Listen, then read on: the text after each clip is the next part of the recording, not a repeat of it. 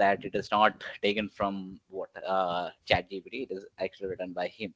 So that is the scenario to which we are moving these days. Whatever things that we write or whatever things that we read, we have to make sure that it is actually not coming from a AI.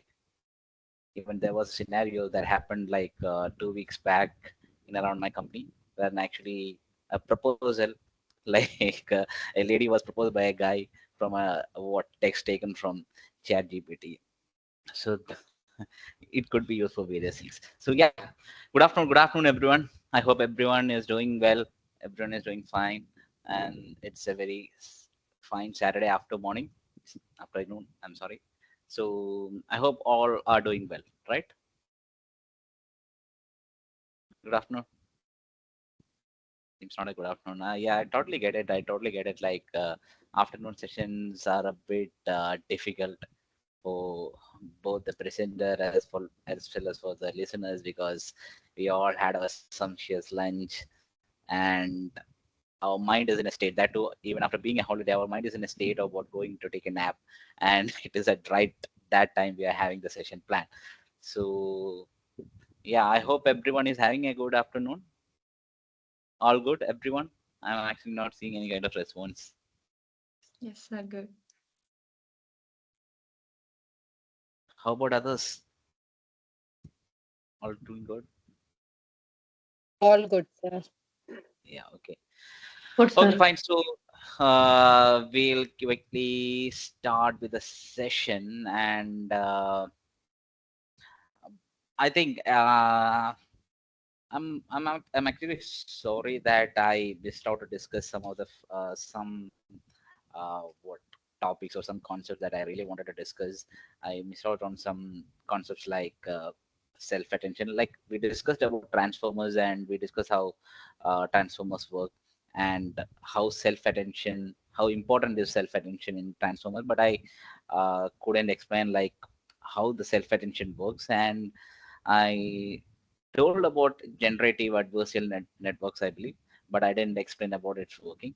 So today, actually, we'll just start off with those two concepts, and after that, we'll see some of the challenges or some of the problems that we face in the field of generative AI, and how do we mitigate those problems, and then we'll what discuss about what do we have in the bag for this year 2025 in this field of generative AI. So that is the overall what agenda for this session. So once again, welcoming all to the session, and a very warm good afternoon to everyone. So I'm just going to share my screen.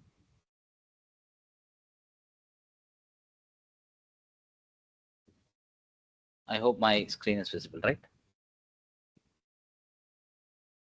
Yes, sir. Okay, so we actually discussed about the transformers, and how transformers, autoencoders, and how autoencoders and transformers work in a synergy in generative AI, everything. But as I said, like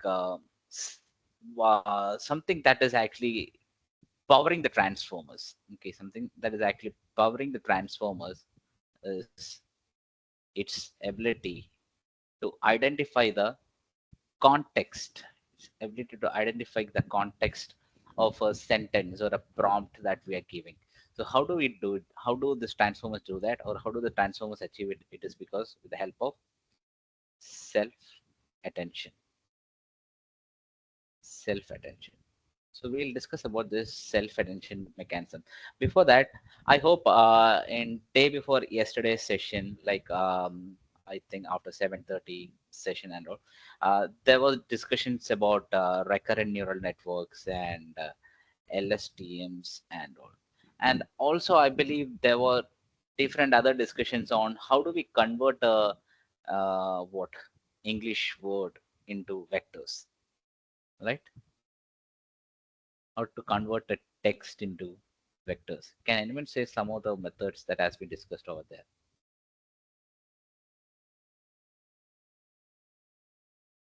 What are the different mechanisms in which we can convert a text into vector?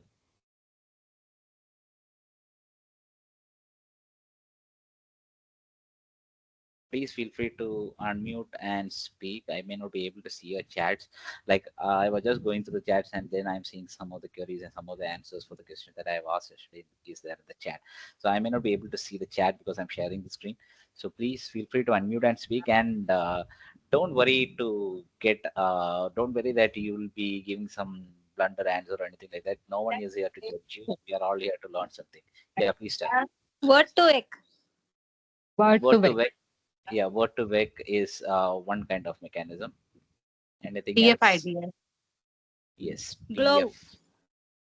TF, IDF. Okay, glove is one another mechanism. Anything else?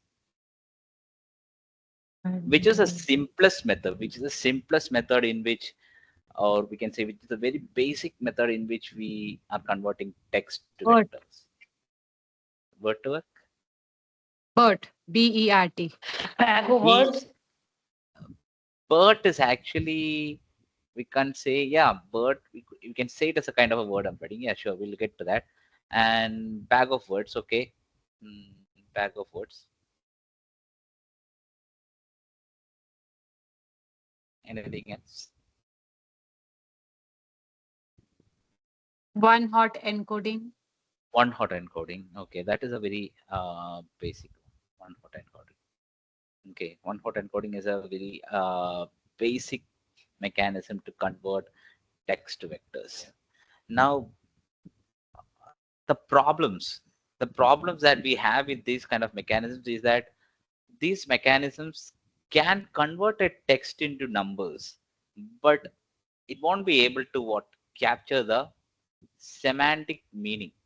Okay, it won't be actually able to capture the semantic meaning of the word. Okay, like suppose if we have a text like this, what the cat is on the mat. Okay, so if we use one hot encoding or word to vec, these kind what these kind of mechanisms will what it will just directly convert the words, each words into vectors, based on if like if you're talking about TF-IDF, it'll convert based on the frequency of the occurrence of the word. If it is one hot encoder, it is what just converting number into ones and zeros. So nowhere actually we are getting the semantic meaning of the words. Okay, so to get the semantic meaning of the words, actually, a mechanism was introduced, which is called as word embeddings. Was it discussed? Word embeddings? Word embeddings. Was it discussed? Yes or no? If anyone knows how word embeddings work, or how does word embeddings convert No, sir. Okay, fine. So word embeddings is basically a we can say it is a AI model. Okay, it is a AI model.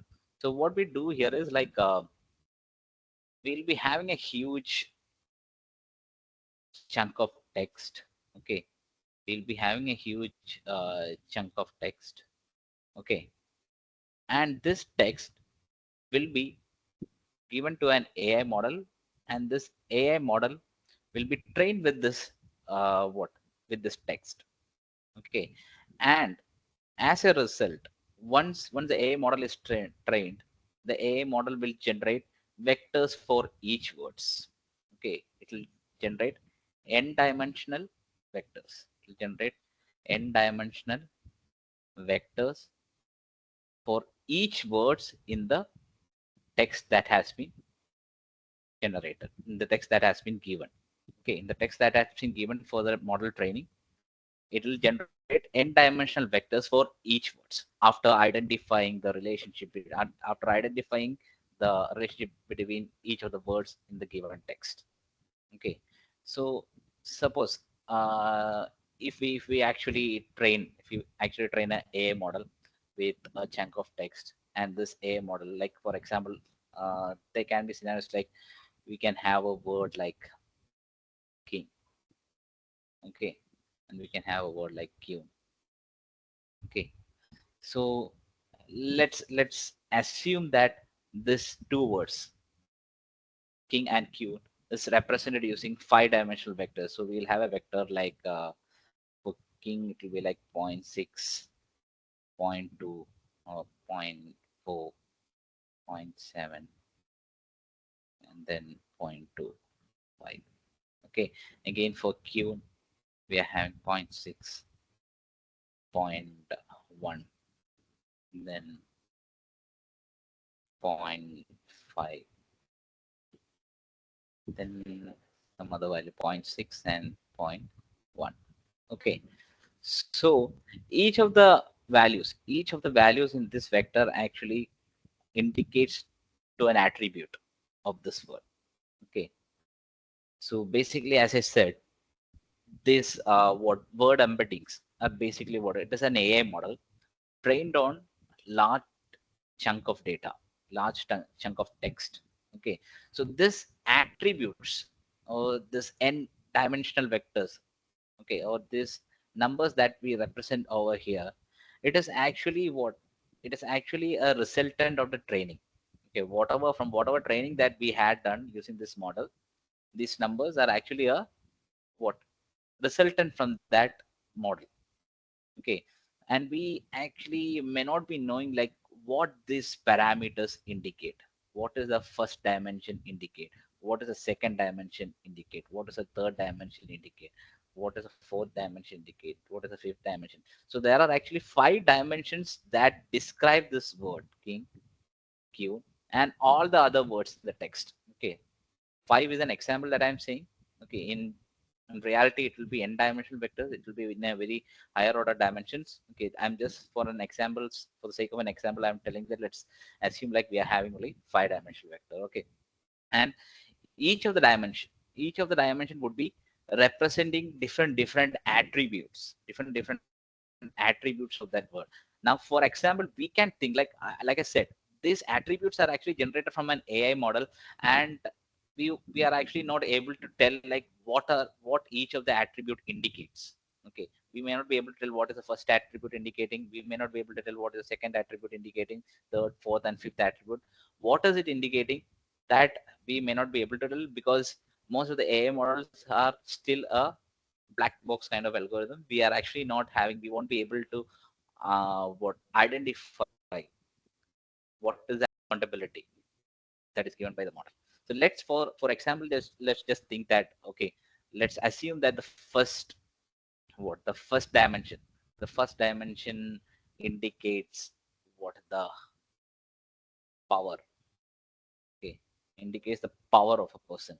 Second dimension indicates the gender of a person. Okay, and the fifth one is the athletic nature of the person. Okay, likewise, each of the words will be what will be having different attributes in a vector format. Okay, now if we try to map this,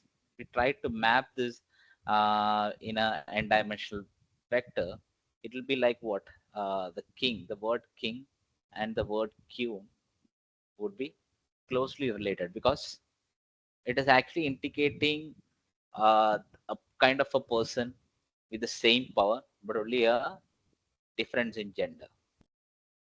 Okay, so this is how word embeddings work. Okay, the word embeddings basically. So word embeddings can be said as what it is. Uh, Word embeddings is a kind of embedding wherein actually we get the semantic meaning of the word. Okay, we get the semantic meaning of the words used. Okay, so basically word embeddings are AI models. Okay, and one problem that we have with with this word embeddings is it is actually a static static embedding. Okay, static embedding. Now, what do we mean by static embedding? Now, suppose I have two sentences like this. Apple makes phone, and apple tastes good. Okay, so I'm having two sentences. Apple makes phones and apple tastes good. Okay, here we can see the context of the word apple is different in both the sentences. Am I right or wrong?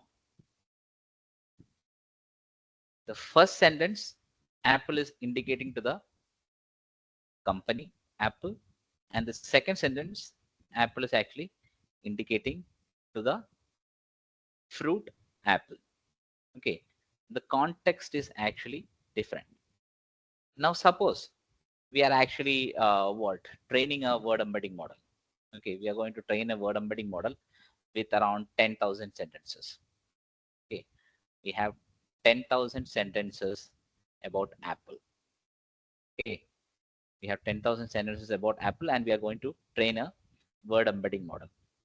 Okay, we are going to train a word embedding model, and this word embedding model will let's assume that it will be what representing each words in a two-dimensional vector. Okay, in a two-dimensional vector, it will be what representing each of the words in the sentence. Okay, now let's assume that out of this 10,000 sentence, 9,000 sentences, 9,000 sentences has the word apple in the context of what? In the context of fruit. Okay, and the remaining 1,000 sentences has the word apple in the context of the company. Okay, now as I said, so once we do the training with these sentences, with these sentences, then we'll get an embedding model, and this embedding model will represent the word apple in a two-dimensional vector. Okay, in a two-dimensional vector. Okay, so the word apple would be what? It would be represented using two numbers. Let's assume that two attributes. Okay, let's assume that the first attribute is taste and the second attribute is technology. Okay, so since we have 9,000 sentences, okay, since we have 9,000 sentences in the context of fruit for apple, the indicator or the value that we have for the taste would be greater. Whereas when it comes to the technology part, it would be a very less one. Okay, because the number of sentences that we have used for the word apple in the context of fruit is very high when compared to the number of sentences that we have used for training in the context of company. Okay, so if we map it, it will be somewhat looking like this. Suppose this is taste and this is technology. So since it is inclined more towards taste, it will be like this. The word apple would be inclined more towards taste. Okay, now if we give such a kind of a embedding model, if we give a sentence like what? Mm, let's say like mm, I'll just make up sentence like I was playing on my apple while eating a banana. Okay, so when we pass this sentence to our embedding model, which represents apple in this manner, where the word apple is more aligned towards the context of the taste and not that aligned towards technology. If I pass my sentence to such a kind of vector embeddings or word embeddings, what will happen is that the model will get confused because it is having words like eating also in the sentence.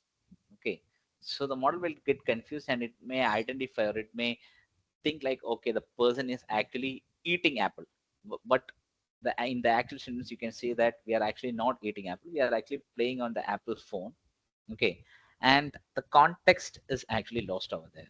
Now that is the problem with this static embedding. Static embedding. So to overcome this, we need a contextual embedding. We need something called as contextual embedding. The contextual embedding means the words or the what or the model should identify the word is coming in which context this word is coming, and based on that context, the embedding has to be done. So how can we achieve it? And that is actually achieved using self attention. Self attention. Okay. Now, how does this self attention work? I hope is it clear up to this? Clear? Good to go? Sir. Yeah. Okay. So now let's get on how self attention works. Okay. So our aim is that we want to have contextual. We need to have contextual embeddings. Okay. Contextual embeddings. So we have static embeddings in our hand. Okay. We have static embeddings in our hand, and what we'll do, we'll pass these static embeddings. Okay, we'll pass these static embeddings self-attention into a self-attention block, which will actually give us a contextual embedding. Contextual embedding. Now, how is this achieved? Okay, now let us consider the sentences again. Okay, Apple makes phones. Okay, and we have another sentence. Apple tastes good. Okay, so both the context of the word apple is different over here. So basically what is happening in self-attention is like for each of the word, for each of the word, it'll try to identify the kind of relationship or the kind of similarity or the kind of closeness this word has with its next word or its neighboring words. Okay, like for example, um, it's actually working like this is apple. So apple, the word apple would be having a static embedding. Okay, the word apple would be having a static embedding. Let's represent it as e of apple, and the word make also would be having a static embedding, and the word fonts also would be having a static embedding. So we have to get what we have to have a contextual embedding. We have to have a contextual embedding, and this contextual embedding is basically a sum, or we can say that it is actually we are finding the relationship between the neighboring words, and we are taking a total sum of it. Okay, like for example, if we say uh, apple with apple, okay, the context would be greater, so we can say point 0.8 of apple plus makes, we can say like 0.15 of makes plus 0.05 of phones. Okay, now if we take the word makes, it's like 0.15 of apple plus it will be like 0.7 of make plus 0.15 of phones. Then we have one more word, fonts.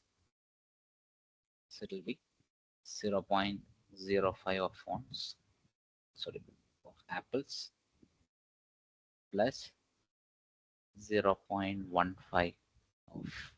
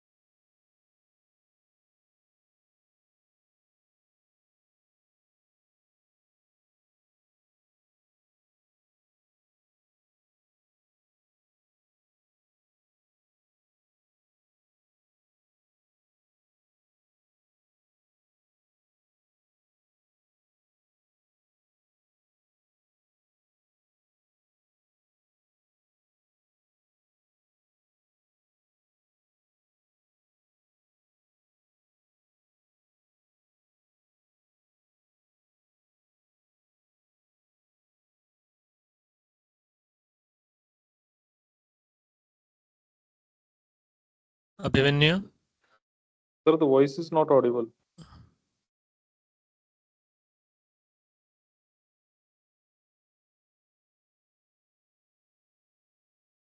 Can you hear me? Yeah. I don't know how my mic got. Okay, it just got muted, right? I don't know how it got muted.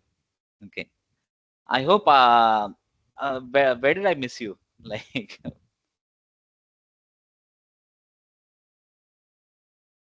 till where I was audible? I'll start off from there.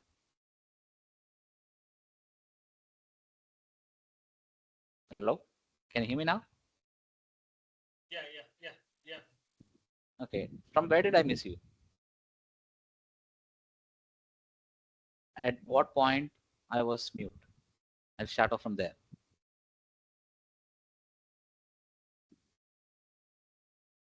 So I hope everyone is clear up to this, like how we are actually creating the contextual embedding. Okay, and we are discussing about how we actually get this values. Okay, and these values are nothing but the the dot product of the words in the static embeddings. Okay, from the static embeddings, when we map it, it will be actually in a vector space, and we are actually going to take a dot product. Dot product basically means what we are actually taking the similarity. Okay, similarity between the two words. Higher the similarity, and that value would be added next to it, prefix next to it. So this is how self-attention works. Now this is actually a very high level overview of how self-attention is working. There is actually so much more happening in it. Okay, like so many equations, everything is involved in it. So if we get onto it, then it will be getting more complicated and it will be getting more confusing. Okay, so I'm just leaving it here. So this is a high level overview of how self-attention is working. Okay, I hope this is clear to everyone. Is it clear?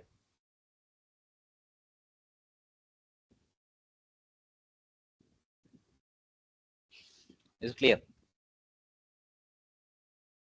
Hello. Yes, sir. I'm still audible, right? Or did I miss you again? Yes. Please, yeah, please immediately say it. Okay, when I'm getting it, because I don't know what happened, how it went on mute. Okay, so this is how self-attention works, and this is how self-attention cater the transformers with the context of the words. Okay, with whatever context, like I said, we need contextual embedding, not static embedding. Okay, so this is how contextual embedding is provided by self-attention, and the self-attention is what actually powering the transformers. Okay, now let's move on to GANs. GANs. The expansion is generative adversarial adversarial networks. Okay, so generative adversarial networks. Okay, the word adversarial is actually what it is, a kind of characterization based on the conflict this network what is doing. Okay, it is actually characterized by the conflict. Okay, now this is again what this is one of a kind of what a generative model actually, in which we have two AI models. Okay, we have two AI models put to fight each other. Okay, put to fight each other. Okay, the first model is called generator model. Generator model, and the second one is discriminator model. Discriminator. Okay, so how do we train a GAN? How do we train a generative adversarial networks? So what we'll be doing is that we'll be having a data set. We'll be having a data set, like for example, let's say we have a data set of cats. Okay, we have a data set of cats. What we'll do is that we'll feed this data set of cats to our discriminative model. Okay, we feed this model to our this data. We'll feed this cat's data to our discriminative model. Okay, and the discriminative model is supposed to what? It has to, from this data, it has to what? It has to identify the attributes of cats. It has to identify the attribute of cat. Okay, it has to identify the attributes of cat. Once a discriminative model is already with the what identification, once it is completely trained, and once it is completely trained, and once it completely understands different attributes of cat, what we'll do is that we'll feed some images of non-cat images. We'll feed some non-cat images to the discriminative model, and we'll check how it is performing. We'll check the performance of this discriminative model. If the discriminative model is not performing well, then we'll add on more data sets and try to retrain the discriminative model. If it is giving correct output, when we are feeding non-cat images and it is still telling that this is not a cat, then we can say that the discriminative model is ready. Once the discriminative model is ready, then comes our generator model. What we'll do is that we'll ask the generator model,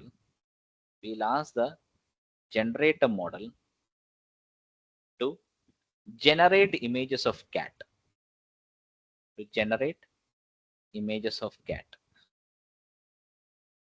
Okay, and whatever images that is generated by this generator model, it is actually fed to the discriminative model.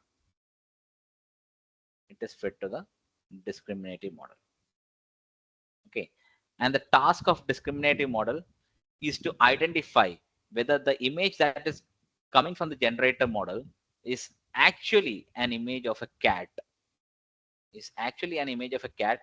or a fake image of a cat.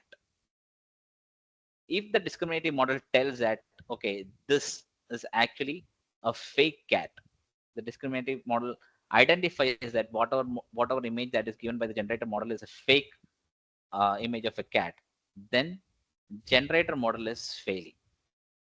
So if generator model is failing, then an automatic retraining happens in generator model. Okay, again the generator model will do what? Will give another fake image of a cat. Okay, another fake image of a cat. And again the discriminative model, if it is identifying that it is a fake image of a cat, the generator model will retrain once again, and again it will generate another fake cat image. And if at this instance discriminative model fails to understand that this is a fake cat image and it says that this is a real cat, then discriminative model fails. Then what we'll do? We'll retrain the discriminative model. And this process will go. It will go forward. It will go for like so many iterations in such a way that what the discriminative model or we can say that generator model gives fake images in such a way that gives fake images in such a way that the discriminative model is no more able to identify. Okay, even after so many retraining, the discriminative model is failing to identify the fake cat image. Okay, so this train network is basically what we are seeing in some of the hyper realistic what image generation models that we are using now, or at least some of you might have seen some what AI generated videos these days. So all these kind of things basically is working on the principle of GANs. So I hope GANs is also clear to everyone. Is it clear?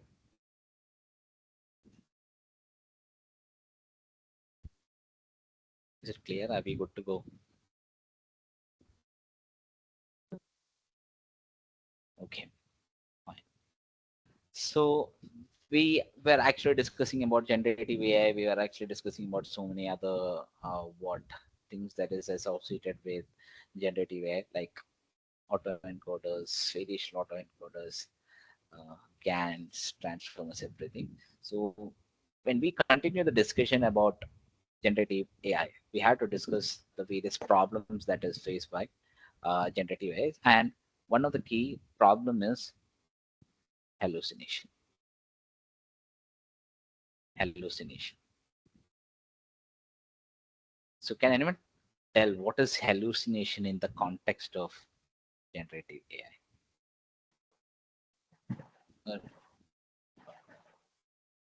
I feel like many times you might have come across such a kind of scenario wherein you ask a question to ChatGPT or you ask a question to any other what generative AI model. It'll be giving you an answer so that you'll be getting a bit confused whether this is a real answer, like whether this is a map, what this answer is a fact, is a true fact, or is it a false one. There'll be scenarios like that, right? Such kind of problems is Then, what we call. Hello? Sorry to interfere. Yeah. Yeah. Regarding this GANs, you mentioned, I mean, you give the example of cat images, right? Yeah. Yeah. Can we use this for text also to generate text? Yeah, it can be. Okay. If you can use it to generate text, then how we can give the input? So basically, like if you have a kind of what huge uh, label data, kind of like we can say, if in the context of text, where we can use the scans, like suppose if you want to identify a what sentimental analysis of a sentence, we can use it. Like you're actually giving some label or false label data, and the discriminative model is able to identify whether it's a false label data or not. Whether it is what if you're giving a positive sentence and you're labeling it as a what negative one, and the discriminative model is actually able to identify this is actually a positive sentence, not a negative one. So in such kind of scenarios, we can use GAN, and this is actually, yeah, when it comes to textual thing, again, it could be used for synthetic data generation. Like suppose I think day before yesterday's session, somewhere asking that they're actually planning to get some regional what language kind of AI models. So there is a limitation of data for that, right? Suppose if you want to train a model in the language of Bengali, or if you want to train a language model in the language of Malayalam, there is actually a kind of limitation. So we can actually use these kind of what GAN models to what generate more high quality data, and we can actually use it for training purposes. Thank you. Now when it comes to, yeah, we were discussing about hallucination. So hallucination is one of the key problems that is being faced in the generative AI models these days, and it is actually like I don't know if you like around 2-3 years back, when this chat GPT first came, if you ask a question like who was the PM of India in 1920, chat GPT will be giving an answer like the PM of India in 1920. PM of India in 1920 is, probably it will give my name. Okay. Like with conviction, it will be telling that the Prime Minister of India in 1920 was this person. But we know that the Republic of India is formed after 1947, right? So such kind of things, such kind of responses from generative AI, these kind of responses from generative AI is what we call as hallucination. Okay. So basically, generative AI model, it generate outputs that seems convincing, but it is factually incorrect. Okay, it is factually incorrect.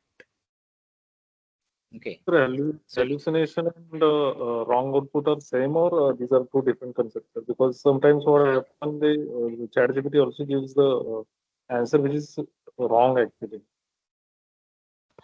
Are these basically basically we can say like whatever wrong outputs, now we would be like, we can say here this is actually a wrong output. When you say wrong output, it has to be defined clearly. Like this here, you can say this is a wrong output, right? This is actually a wrong output.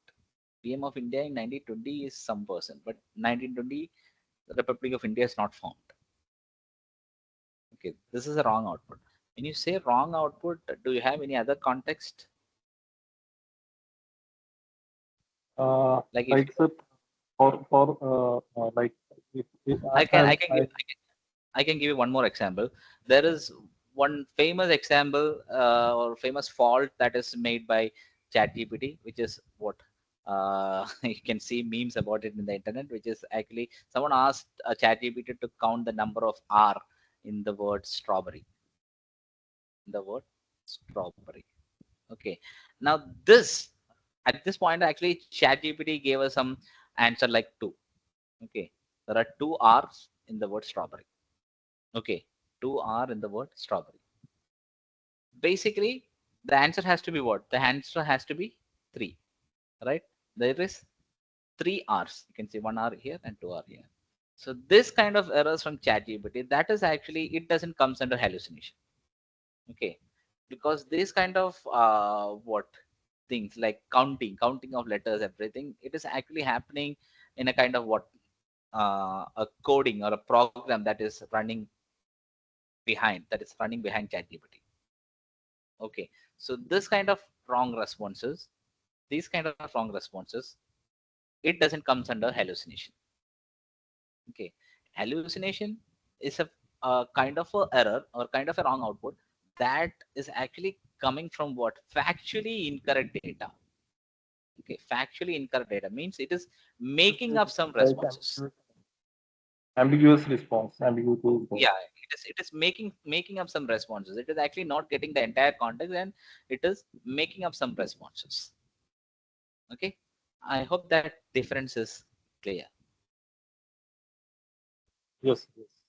Yes. Okay, so basically hallucination, but it is actually what it is giving some output. Generative AI models will be generating some outputs that seems convincing, but it is factually incorrect. And we also maybe what feeling it like, okay, ChatGPT is saying so, so it will be what correct. Okay, now why this hallucination is happening? Why this hallucination is happening? One of the key reasons why hallucination is happening is because of the limitation in limitation in training data. Okay, limitation in training data. Okay, so sometimes the training data that we use, it may be what? It may be incomplete data. It may be what? Outdated data. It may be a biased data. Okay. And all these kind of data, it'll what? It'll lead the model to fill the data with what? Fill the model, fill the generative AI. It'll lead to fill the model, fill the model with incorrect informations. Okay, so that is the main reason why when we are actually trying to train not only generative AI model, even if you are trying to build a machine learning model or a kind of what deep learning model, the very first thing that you have to be sure is about your data. Like in the industry aspects, we used to say that suppose if you're having 12 months, if you're having 12 months for a project, 12 months project 8 to 9 months. 8 to 9 months of that project is basically spent on data collection, data cleaning, and data preparation. Because if we are failing, if we are making a very minute mistake in this, very minute mistake in this part, the cost would be very high. Okay. So whatever data that we are using for training any model, we have to be very, very careful about it. Like there was one scenario, like I said yesterday, I used to take several sessions to students and all in this ICT Academy, and there was a team who actually did a project. It was actually a machine learning project, and it was a very what naive project on salary prediction, salary prediction, and there was some kind of a gender bias in the data that they have used. Okay, the gender column had females more and males less, and which actually resulted in creating a gender bias. So the prediction was actually going wrong. Like whenever we are inputting females, the salary would be what somewhat lower than males, even if the educational qualifications or the years of experience were the same. But when we enter the gender as female, the salary was actually falling so down. So and after that, when we investigated, that's when we have found out that okay, just because the gender column was having this what biasing. So the training data that we are using, we have to be very careful about it. Okay, so basically the one of the main reasons in which hallucination happens is because of the limitation in training data, and the next reason is the probabilistic nature. Okay, probabilistic nature of Gen AI. Okay, so generative models, it actually predicts the next word or the next output based on what? Based on probabilities. Based on probabilities. And this can sometimes what? It can lead to some unintended results. This can sometimes lead to some unintended results. Since the model is actually the generating the next output or the next whatever thing, like if you are actually going to generate a next frame in an image or next word, so it's all dependent on what probabilities, and at times it can result in some unintended results. And third reason is lack of context understanding. Lack of context understanding. Okay, so this generative AI models, it actually what it truly doesn't understand the context of our prompt. Okay, it truly doesn't understand the context of prompt. What it'll do, it'll just identify the patterns of our prompt and what generate some answers based on that patterns. And suppose if our prompt is lacking that clarity, suppose the prompt is lacking the clarity, then the results also will be what? Failing. The results also would be failing. So this is one another reason why hallucinations happen.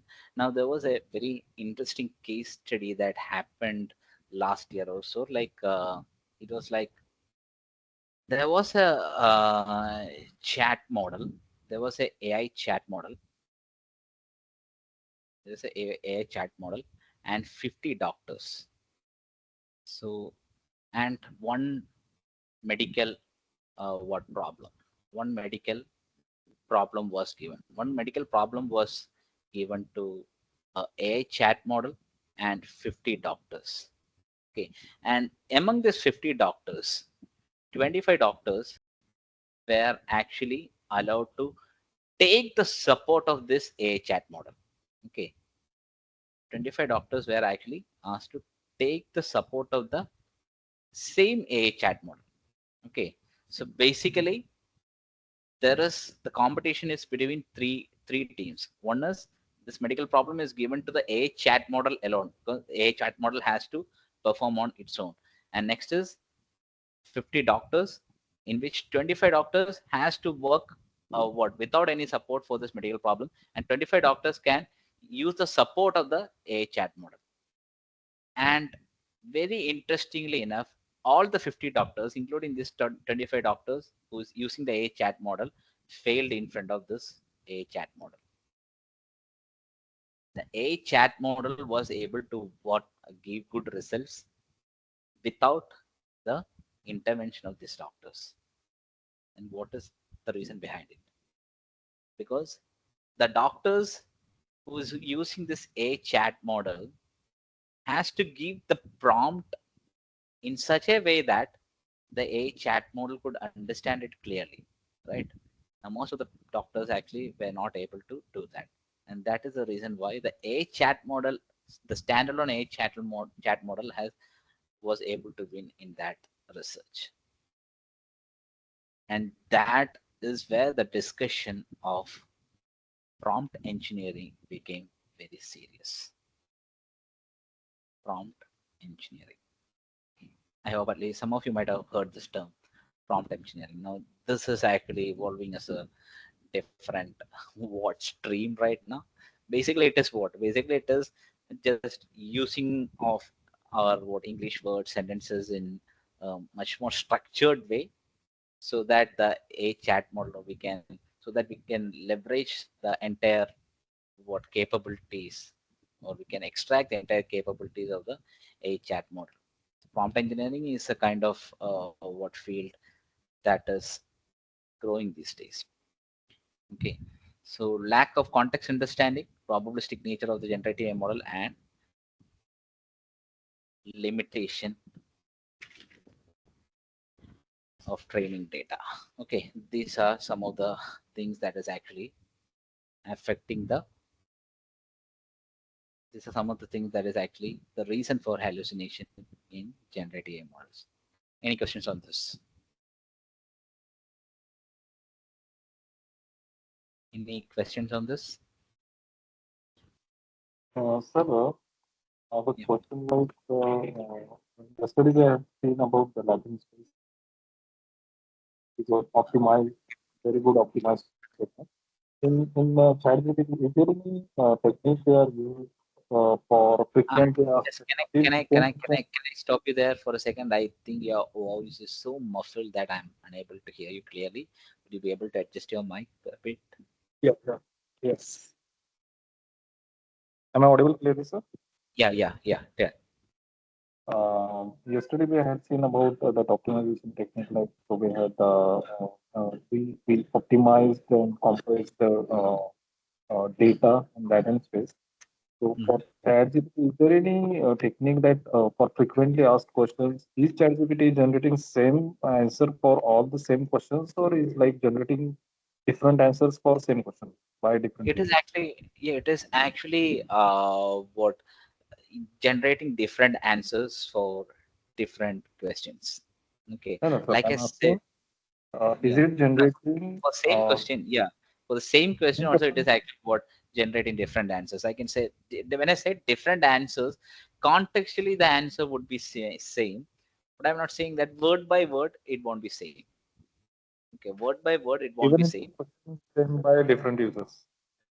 Even if it is by different users, yeah, like I said, right now I think they are fine tuning the model each and every day in such a way that I hope you are right now not allowed to use chat gpt beyond a point without logging in, right? Yeah. You have to log Yes. into chat gpt, so they are actually what they are identifying your usage pattern. Okay, Yeah. how you are using it, and based on that actually what they are doing, they are refactoring this what AI model, so that it will what cater to your needs. Okay, like if I ask ChatGPT, who is my prime minister from India, it'll give me the answer of Narendra Modi. But if I go to what Canada, and if I ask who is my prime minister, still it'll give me what Yes. Narendra Modi. Why? Because it actually identifies that we are actually logging in. We are actually logging into the chat GPT, and it actually identifies, okay, this person is from, based on my usage, based on all the other data that they collect from the Google. Okay, it identifies that, okay, my what geographical location is India. And when I ask like, who is my prime minister, it has to give the answer like what uh, Modi. And this is not something new. it has been there, like this kind of what modification it was actually there from 2010 onwards. I believe Google has what following this kind of mechanism. Like the thing, if you ask a question like who is my prime minister to Google from India, and even if you ask the same question from Canada, it will be giving the same answer, because it identifies, okay, this person is from this geographical location. Then so when he asks like who is my prime minister, it is asking, actually asking about the prime minister of India. Okay, so they have this what they are actually what retraining the model on the basis of whatever data they collect. And as I said, I don't know whether you have what observed these days, like ChatGPT is actually storing all the what chats or all the prompts and the responses that it has given. You are actually able to see it what in a side panel, so you can see Yes, sir. like what are the chat. So they are actually using it. They are actually using that chat for what customizing the model in such a way that it could make your life more easier. Okay, so it'll identify like what are the questions that is being asked by this specific person, and how should the answer be refactored so that it'll make this specific person happy. Okay, so if I give if I give one question, and if you are giving the same question, so definitely the answer may be different. Like I can give one example. Like so I do most of my studying using ChatGPT. Okay, now suppose let's say that if you want to understand any concept regarding what maths, or like what I want to understand the concept of autograd. Okay, how this autograd is working. Okay, how what so if I ask this question, ChatGPT would be normally what it would be giving a scholarly explanation of how this autograd is working, everything. Okay, but then immediately what I'll do, I want to what reduce that level of what complexity in the response. Like I am not actually what understanding this kind of scholarly terms or other big words. So what I'll do, I'll ask the same question to ChatGPT, and I'll tell this ChatGPT what explain it to me like you are explaining it to a 16-year-old. Okay, so what ChatGPT will do, it'll actually generate the same response with what? With a bit more less complexity. There can be scenarios wherein even that response I may not be comfortable with. So I'll do what? I'll again so explain it like you're explaining to a 5-year-old. So then it will do what? It will actually give us some example and some analogy, and based on that analogy, it will try to explain the working of AutoCAD. Okay.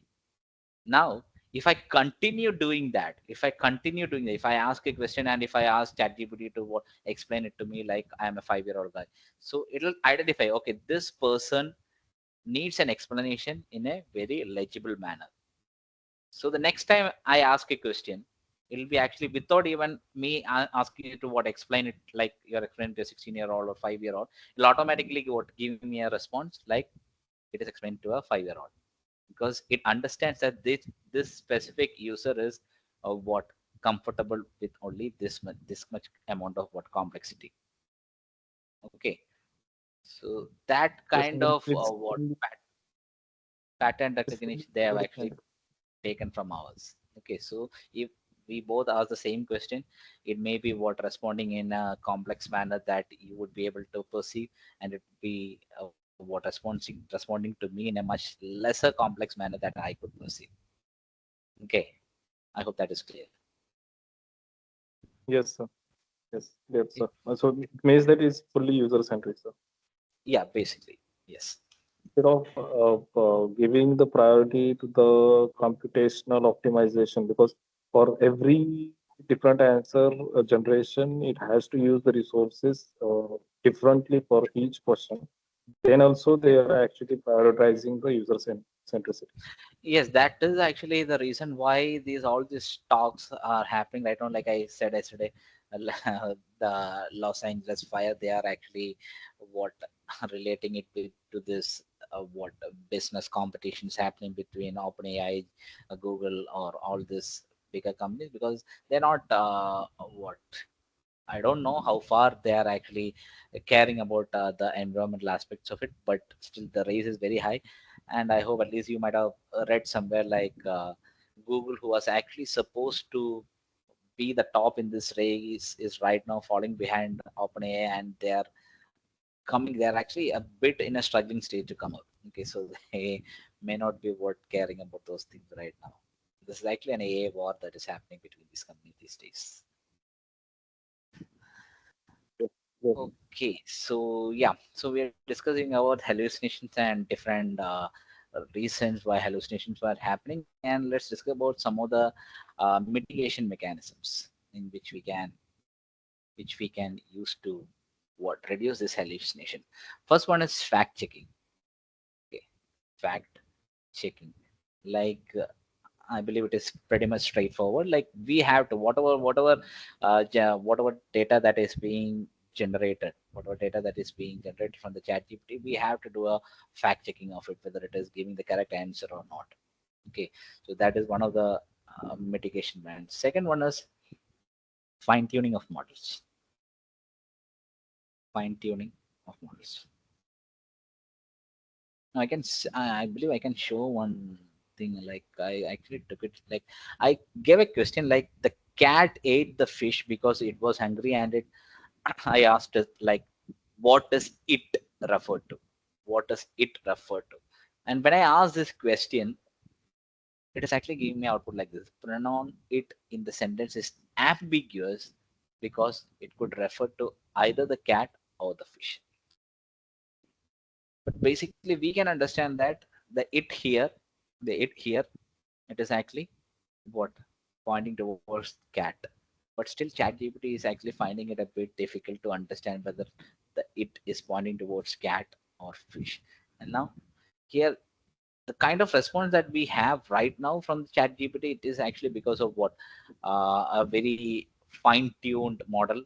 Okay, otherwise like if we ask the same question like around 1 year or 2 year back, it will immediately give us the answer like fish. The it is actually referring to fish, which is actually wrong. Okay, so this could be said as what an example for hallucination. Okay, now so fact checking, fine tuning the models. Fine tuning the models is the second method. Okay, fine tuning the model, whatever generative AI models that we have, we can actually fine tune the model so that we can reduce the hallucination. I'll discuss about some of the fine tuning mechanisms in the next thing. Okay, now the third mechanism is feedback loops. Feedback loops. So you can see over here, like for each response that is being generated, they are having a like and dislike button. So we can directly give a dislike. Okay, so we can. So basically, what we are doing, we are actually giving our feedback, and based on our feedback, what will be happening? The model will be retrained. Okay, so this is feedback loops, and the fourth, the third is what I said earlier, like prompt engineering. Prompt engineering. So we have to tailor the prompts. We have to tailor the prompts that we give to the generative AI model in such a way that the maximum capabilities of the AI models could be extracted in the correct way. Okay. So prompt engineering, I think there are several openings right now in so many big companies in the role of prompt engineers, because yeah, people have to what they have this generative AI models with them, but still they are actually what unable to extract the entire capabilities of the AI model. So prompt engineering is a field that is very opening these days. Okay, now let's discuss about fine tuning the models. Now in fine tuning, actually we have several fine tuning mechanisms. One mechanism is like full fine tuning. Full fine tuning. So full fine tuning, it is basically like, suppose if you are having a domain specific data set. Suppose if you are having a data set on medical domain. So if you're having a domain specific data set, then this generative AI model has to be what? Retrained with this entire medical domain data set. Entire medical domain data set. That is what is called as full fine tuning.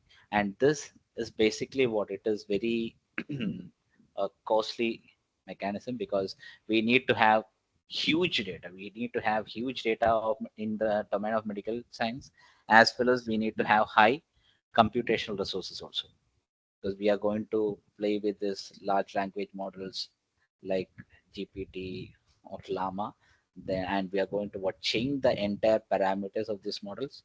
So for that, actually, we may need huge amount of data as well as high computational resources. So this is what is called as full fine tuning. Then we have what? Then we have another mechanism which is layer wise fine tuning. Layer wise fine tuning, and this is somewhat similar to transfer learning that I believe you might have been familiar with. Like we'll be freezing, the initial layers of the model, and we'll be changing the parameters, or we'll be just what changing the layers in the higher orders. The high level layers would be changed. So this is what layer wise fine tuning means. And the third one, another very efficient one that is used is PEFT, which is parameter parameter efficient fine tuning. So I'm so sorry, got closed.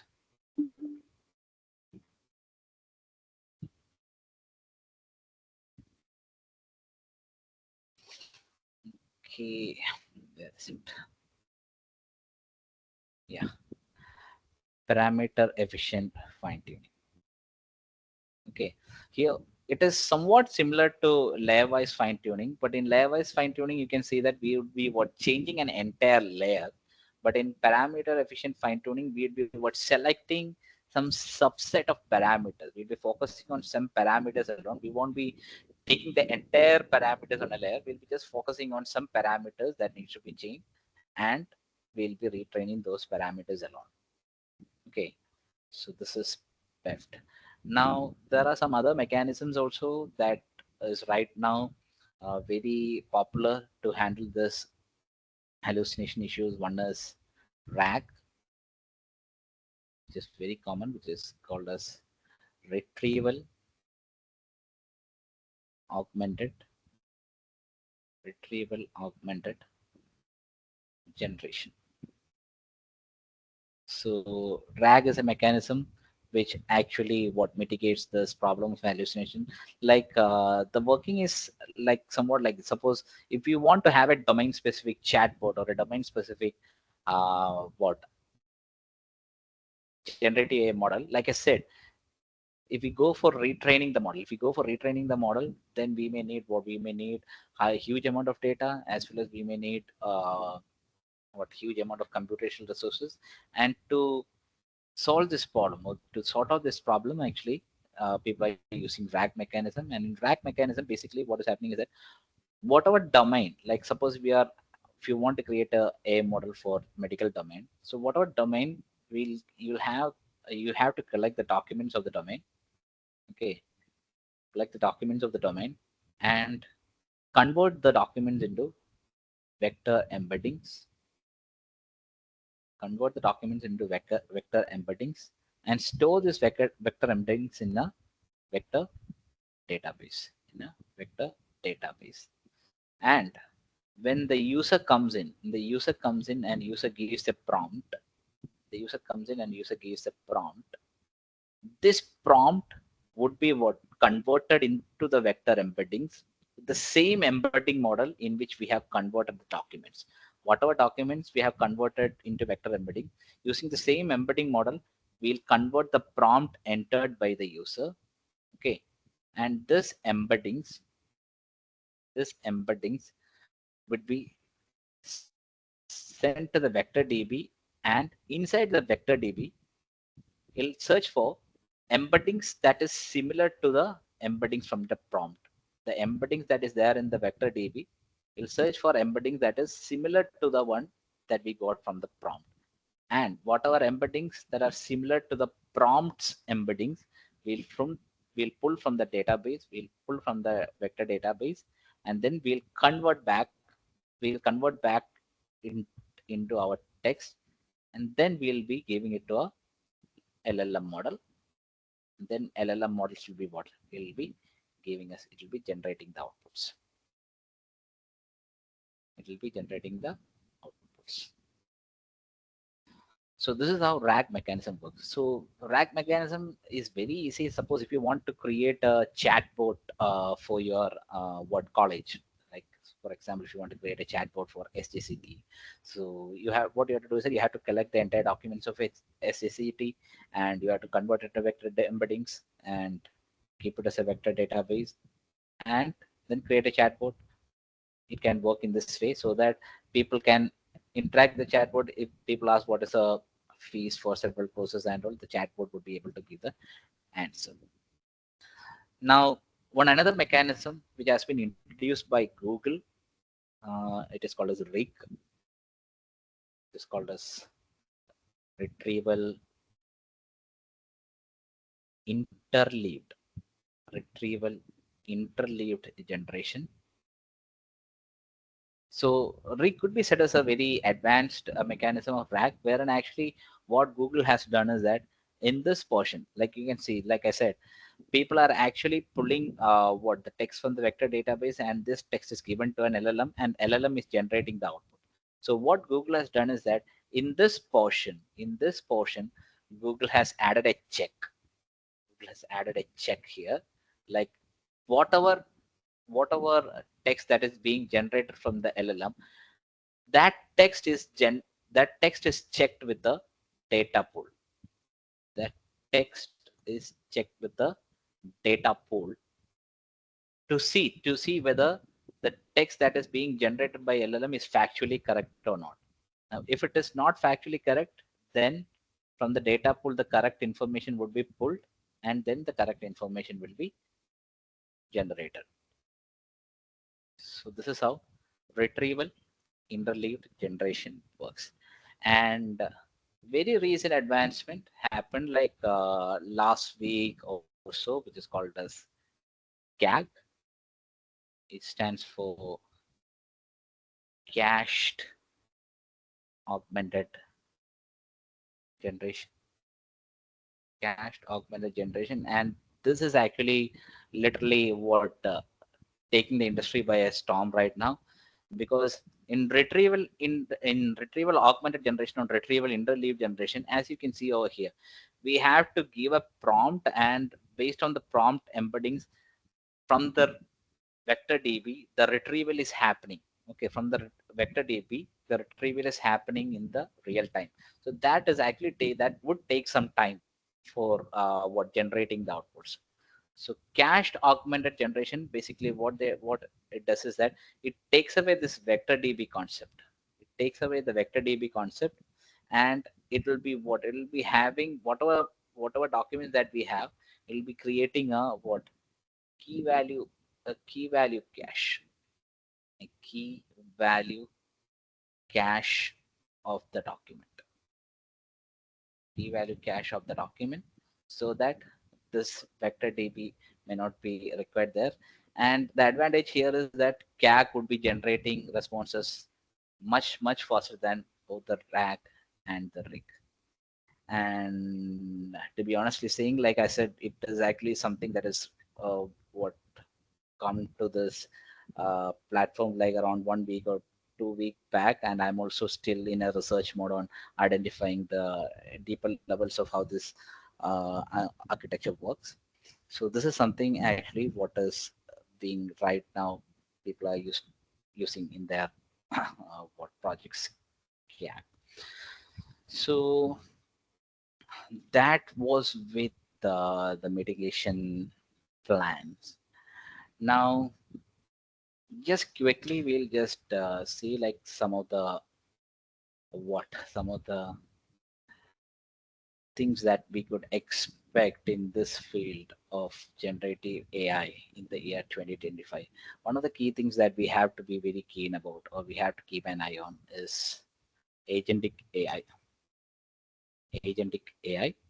So which definitely in 2025 it is actually would be coming. Like it is basically what is basically intelligent systems that can reason, plan, and can take action. Means it can solve complex problems. It would be able to solve complex problems. Okay, like I don't know how many of you have used ChatGPT for code generation. For code generation. So the problem with code generation, ChatGPT would be giving a code, and if you're using it to, if you're using it in some kind of a platform, some kind of for some kind of application, what will happen? There can be some errors happening because Many ChatGPT is bound to give only that code outputs, means only that codes. Okay, but when we are using it, it can have some kind of errors. But with the coming of agentic AI, if we are actually wanting to generate a code, okay, the agentic AI, it will actually what carry out the entire process. It generate the code and then it will run the code, and after that it'll see if there is any kind of error, and if there is an error, how to debug it. Such kind of reasoning, everything would be happening in the agentic AI. So this is something that we have to keep an eye for the year 2025.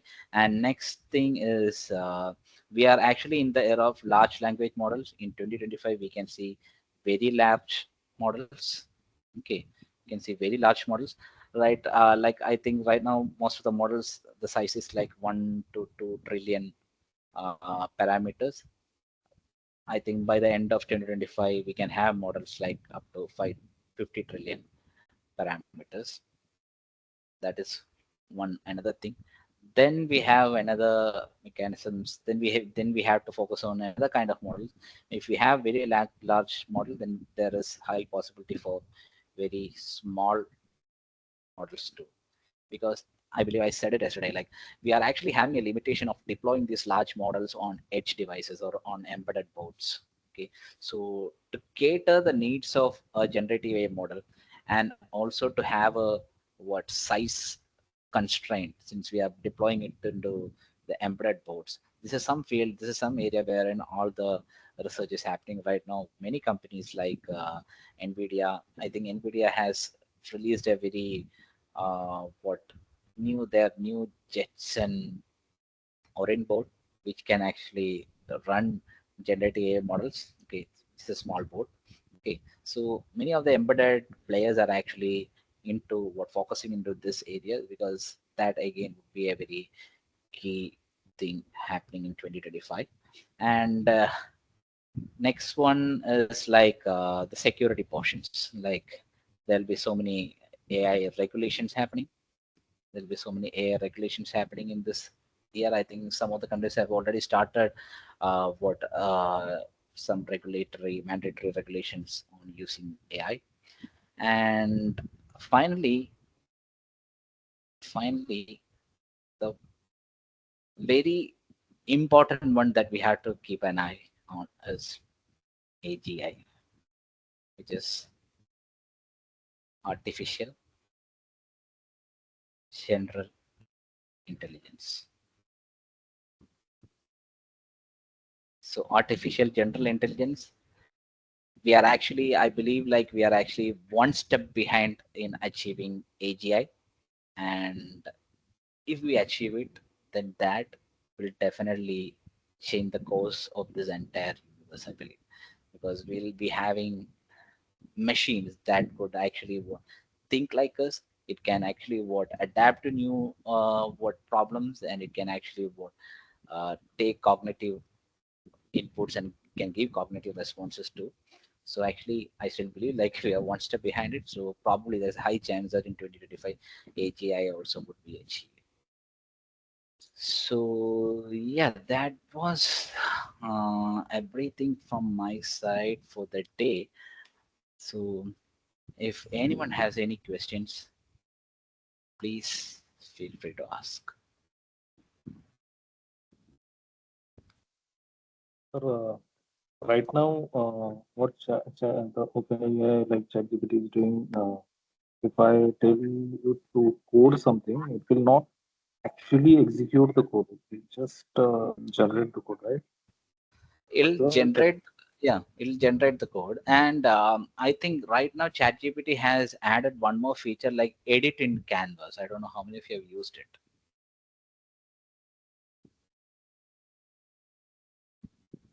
So this agent here, what you are telling about, will it, what will be the impact of this particular thing on IT industry? If See, the we impact on implement IT good, industry, yeah, I can say since I am also working in this I'm- industry, the impact on IT industry is going to be very high. I don't know how many of you have watched that interview of Mark Zuckerberg like 3 weeks back. There was an interview in which Mark Zuckerberg said that uh, right now in Meta there is only top level employees and bottom level employees. There is no middle level employees. The middle level employees works are actually being done by AI. And also there is this CEO of Salesforce. He actually came out in public and he said that what in 2025 they are not going to do any kind of hires because everything is going to be done with the help of AI. So that is the scenario that we are living right now. Now, with the advent of agentic AI, definitely it will be very high, but still I can say that this is we can always what relate this to like around in our like a situation around 1990s 2000 and all, because at that point of time computers were a big threat to the jobs at that time, right? Many actually in Kerala and all there was actually a lot of protest happening against computer. But today actually the people who conducted the what protests are using these computers, right? In the same way definitely AI will take away what this agentic AI or artificial general intelligence, it could take away many jobs, but it can also what create more opportunities, like how computers have created more opportunities. AI also can create more opportunities. Now this what AI is no more a very what it is no more a very niche field of technology. AI is creeping into everything these days. I hope you all might have noticed like the Nobel Prize last year for physics and chemistry, it was actually what achieved with the help of AI. Am I correct? I believe so, right? For physics and chemistry. So AI is no more a very niche technology. It can be used everything. It can be used in everywhere, and it would definitely creep into all aspects of our life. So it's not like we have to study AI for a job. No, we have to. We are going in a situation wherein we have to study or understand AI for our survival. That is the scenario that we are going these days. what's your opinion on programming? I mean, will the people in this field will require programming knowledge ahead, or it will be like without programming also you can? I actually couldn't get it. Your voice was breaking. What was it? What is your opinion on programming, sir? I mean, uh, what will be the impact on programming? Yeah, definitely. There. See, I said Even about even if working for this AI, will programming knowledge will be required, or like this is my question. no, I don't think so. Like when it comes to, I think in 2024, beginning of 2023, and there was this talk about this AI called as Devin that was actually set to be a software programmer. Like it will do entire. It'll if we give a problem statement, it'll start from the documentation. It'll go for it'll create the entire program. It'll create the entire software, and everything would be done by this Devin. But later on, it was proved that that was a what facade that that company has put forward. But we are not very far away from that. Like definitely it will affect in programming jobs. And I think in 2024 December, even Sundar Pichai said that 25% of Google's coding is right now done by AI. Okay, so definitely it will be affected in AI, and that is actually an advantage, I can say. Like it would be a disadvantage to people who are completely what relied on jobs on coding jobs, but it is an advantage to people who are actually what not that comfortable with coding. Okay, so suppose if there is a person who is completely from a different background, not having any kind of IT experience, and he want to generate a program on Python, he can just immediately go to ChatGPT and give it, so he'll have that code. So basically, yeah, definitely it can have both positive and negative impacts.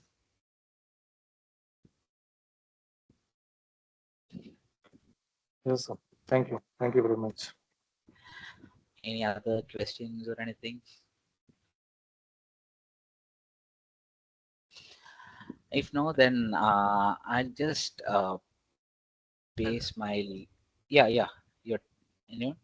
Anu? Yes, sir. Like, if there are no further questions, I believe we can come to the end of the segment. Yeah, just Uh, I just need to make one more point. Like I'll be okay. pasting my LinkedIn ID in the chat box. I hope it is there in the chat box right now. So please feel free to connect me through LinkedIn, or if you want to uh, text me or call me, please feel free to reach out to me on the number that I have pasted in the chat box. Okay, so uh, definitely I believe that connections is something that would be actually helping us these days to get gather more knowledge.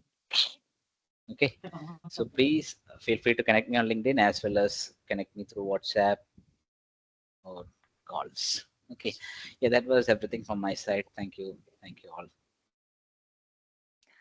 Thank you, sir. Thank you. As we conclude We'll definitely. today's eye-opening session on, like, is anybody speaking? No, ma'am, no. Okay. Okay, okay. On innovations and emerging trends in generative AI, we have explored groundbreaking ideas and transformative developments shaping this field. The concept of hallucination in generative AI really struck me, since I always include do not hallucinate in my prompts to ChatGPT. I'm planning to implement fact checking, feedback loops, etc., wherein you mentioned the use of dislike button. Yeah. To formally conclude, I would like to invite Mr. Dheeraj N, the session chair, to present a virtual memento to our esteemed speaker, Mr. Abhimanyu KS, as a token of our appreciation for his invaluable contribution to today's session. Over to you, Professor.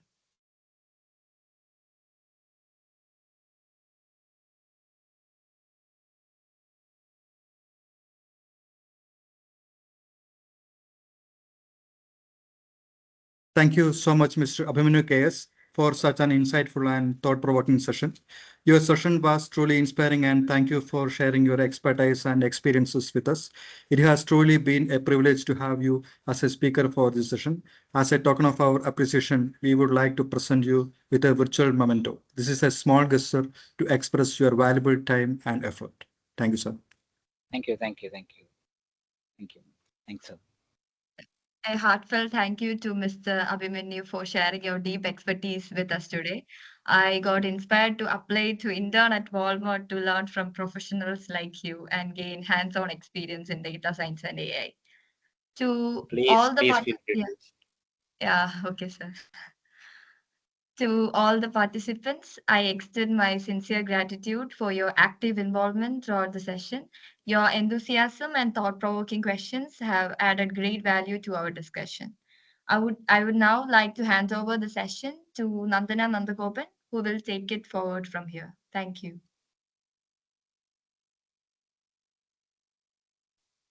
Thank you, sir. Thank you very much.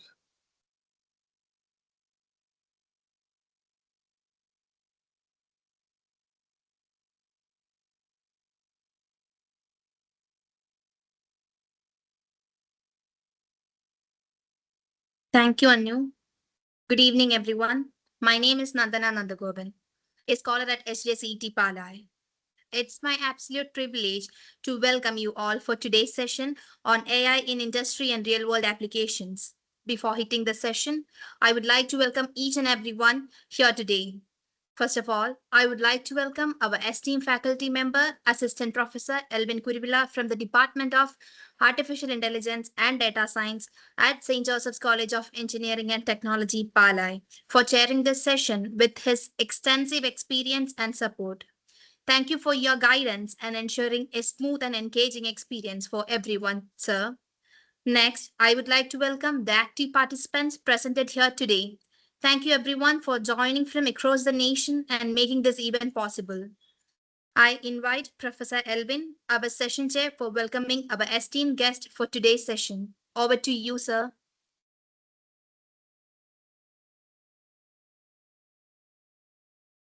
Thank you, Nantana. Am I audible? Yes, sir. Okay. So thank you, Nantana. We are honored to welcome Dr. Anuja Prasad S., a distinguished leader, innovator, and educator in the field of computer vision, artificial intelligence, and cybersecurity. With over 15 years of experience, Dr. Anuja has constantly bridged the gap between cutting-edge research and impactful real-world applications. Currently serving as a computer vision engineer at EnergyScape Renewables, she is revolutionized the renewable energy sector through her expertise in Python programming, Django, and advanced AI techniques, developing sophisticated systems for automating solar panel placement.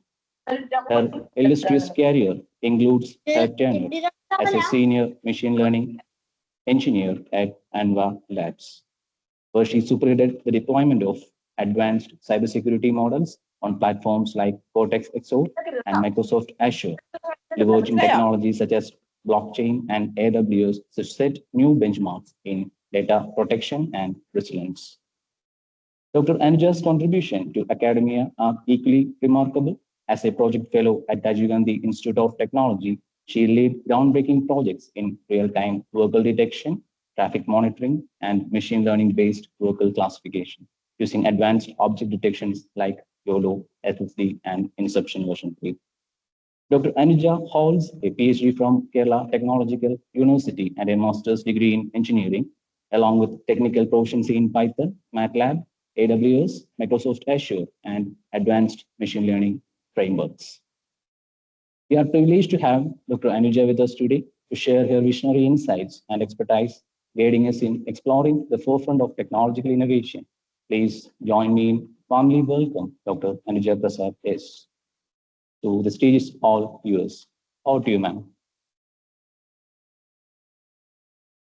Thank you, sir. Thank you for good introduction. Am I audible? Yes, ma'am. Yes. Okay.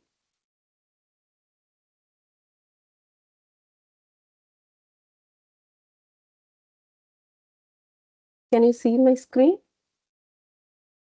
Yes, ma'am. This is good. Okay. Okay. Warm good afternoon to all of you. I'm Anuja Prasad. I'm here to present AI in industry and real world applications. I'm a computer vision engineer in ESR. So it's a good branch of AI in industry and real world application. So what is AI? Artificial intelligence refers to a mimicking human intelligent process. Like you all know that it's including learning, reasoning, problem solving, language understanding, like that. And this intelligence is transforming various industries through applications like predictive maintenance, quality control, and supply chain optimization. So I'm going to the applications of AI in industries. Can you see my screen? Yes. Okay. Okay, the first application is the very interesting application is robotics and automation. As you all know that the AI powered robots are nowadays very okay, in everywhere is handling their task, reducing human error, increasing productive. You know, there in China, there is a hospital without any human doctors and nurses. Everything is done by the robots. You all are heard about, right? Yes. Okay. So the robots and automations are the good application of AI in industries. Next, another one is the real-time detection decision making. That is, AI enhances decision making by providing managers with real-time insight. That is a real-time data. There will be many number of the data across the time. 24/7. There are many number of the data in the real time. For having a human to inspect all the data is very much difficult for human to inspect all the data throughout the hours. So the AI can assist these industries for taking the real-time decision making. Another good application is a threat detection and prevention. As you all know that the Uber, Amazon are also all have already implemented this detection phase using AI. They are the phishing detections attacks remains one of the most common form of cybersecurity attack. That is, AI is particularly effective at identifying migrating these threats. You all heard about the news that the Uber is recently attacked by some cyber attack. Have you heard about that?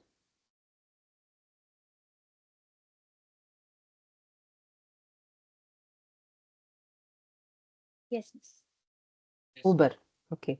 And the companies like Amazon is also have implemented these sort of AI applications, automatic detecting models for their phishing attacks and all.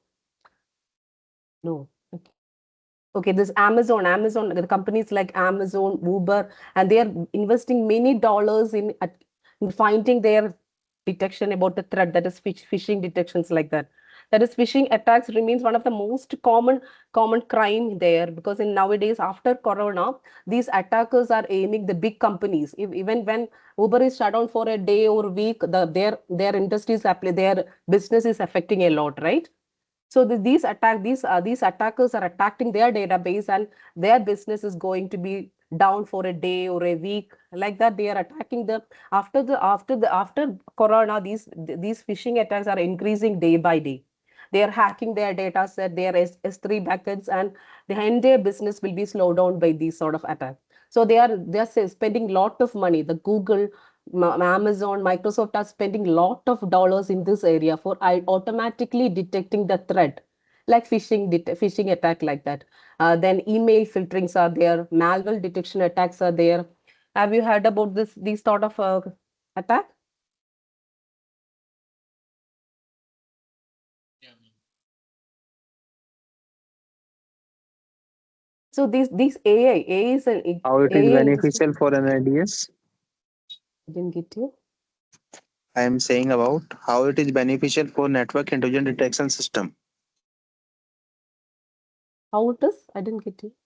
Beneficial to network intrusion detection system. No, they are developing models for attack, for finding they are monitoring the entire network.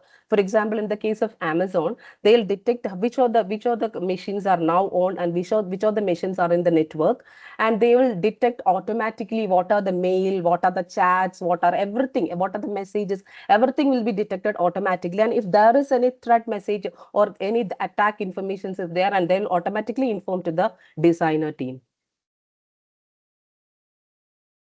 Okay, madam. Yes, sir. Okay. So these malware detection analysis and the analysis is a good branch. In cybersecurity, it's a good branch, and highly paid jobs are in this sector, because it's increasing day by day. After this Corona, there is a high increase in the phishing detections and all. The phishing attack is increasing day by day. So these companies are paying billions of dollars for the cybersecurity engineers to generate model automatically. These can automatically monitor the entire system and inform that if there is a mail, it's a phishing mail, like that. If there is any attack is coming, like that, they will inform the system, inform the designers that this is an attack. Don't respond to this message, like that. These models will generate alerting message or mail for the CEO of the company. So generalizing models are there. In foreign countries, there are many industries which are highly automated. For example, if there is an oil company for generating oil, these things, everything is automatically going. If this software is attacked by an attacker, the entire data will be entire thing will be in a high loss of production that for a particular day. So such attackers are aiming for that, and they will attack these sort of softwares. And the models are generating. In industries are generating models, like companies like IBM, Google, Apples are generating models, AI models, which can automatically detect these sort of malware malfunctions. Can I go to the next applications? Energy efficiency.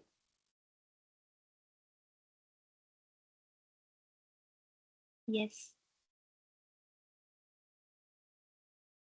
Okay. Now, so AI analyzing, next one is the energy efficiency. As you all know, that there's a AI analyze energy consumption data to identify inefficient and sufficient improvements in their efficiency production of energy.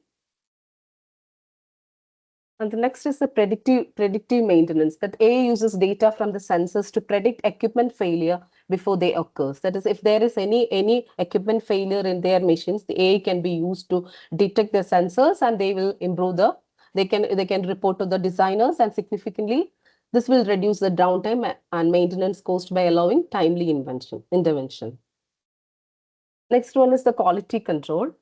The advanced image recognition and machine learning algorithm enhance quality controlling process. That is, the quality can be improved by using AI. AI can detect defects in the products and thus high accuracy or improve the quality of the product by using the AI. And another application is the worker safety. AI technology can monitor the working environment in a real time and identify if there is any hazard is there. These are all applications that had hazardous areas like rig and all.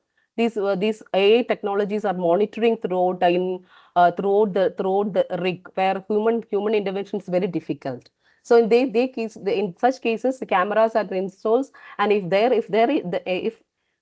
is any risk in their life, this AI technologies can assist these operations. Next, going to the challenges and considerations, and the challenges here is integration issues. And the issue means integrating AI technology with the existing IT and the operation technology can be a challenging task, and also the data privacy and security. Data privacy and security. And nowadays, you are familiar with the cloud computing, right? Are you familiar with cloud computing? Yes. Okay, so every data. Now, if we want to in 10 years back, if we want to start a job, start a company, we need many resources like computers. We need computers. We need workstation, server, like that. Nowadays, if you want to start a company, what are the requirements? You can put in the chat. If you want to start a startup company nowadays,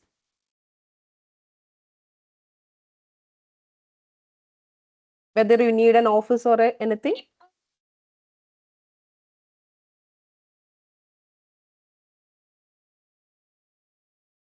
Yes, yes,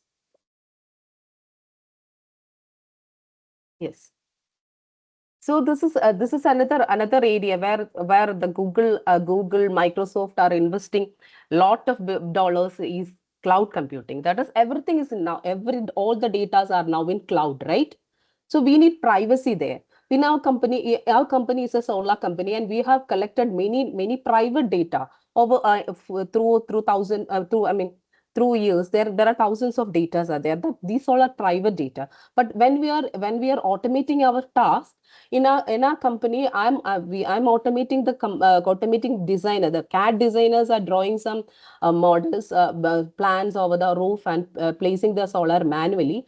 We are automating the task. If we want to automate the task, we want to enter these private secure data to this cloud like AWS. So we need privacy there, right? If any hacker can hack the entire data, means we have 10 years, we have collected the data over the 10 years, and that data will be lost, right? And we have to pay a lot of money for that, right? So data privacy and securities are the main challenge nowadays. I have already told that the cybersecurity, department is developing as a huge interesting thing. Means there is a data privacy and security is very much important in nowadays. So these are the challenges faced in the industries.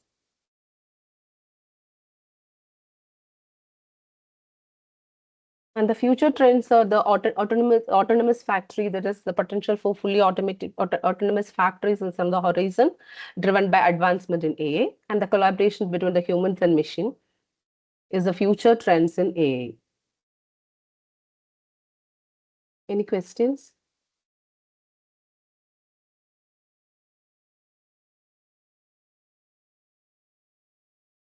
Any questions? Till now, any questions?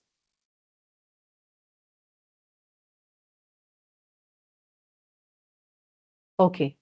Now, moving to the next session. As you all know that the history of computer programming I'm just briefing about the history of computer programming. So the computer programming starts on 1830 by Charles Babbage, the father of computer. And in 1850, the first programmer programmed the ADA programmed the first computer program was written. And after the Second World War, the electronics computation emerges, right? That is on 1930, after the Second World War. Alan Turing is a British mathematics, was developed the basic concept of today's computing in 1930s. That is after the Second World War, the emerging this sort of programming. That is in 1913, Alan Turing, British mathematics, developed the Turing machines. And after that, an electronic numerical integration computer and universal automatic computers were built. Can everybody follow me? Or better, Yes. okay. And after the 1940s, this assembly language program evolved. Assembly language program is a programming machine. Okay, thank you. It's a programming machine in binary, evolved in 1950. This is after 1950. And there comes the IBM. Fortran was developed by IBM, International Business Machine Corporation, IBM. All are heard about this company, IBM, right? In 1957, they developed the Fortran. For their usage, they had developed this high-level program and become the standard for scientific and engineering application. After that, the John developed 1958, LISP was developed by John. Then in 1959, COBOL, the Common Business Orientation Language, was created to meet the needs of business and growing the growing organization. Entirely for the business, they develop these sort of languages. For their business, they are developing these sort of languages. And after in 1958, ALGOL, a family of language was introduced in 1958. It was influential in academical world and led to the developments of language like Pascal and C. This is another evolution in the history of computer programming is the Pascal, the evolution of the Pascal and C.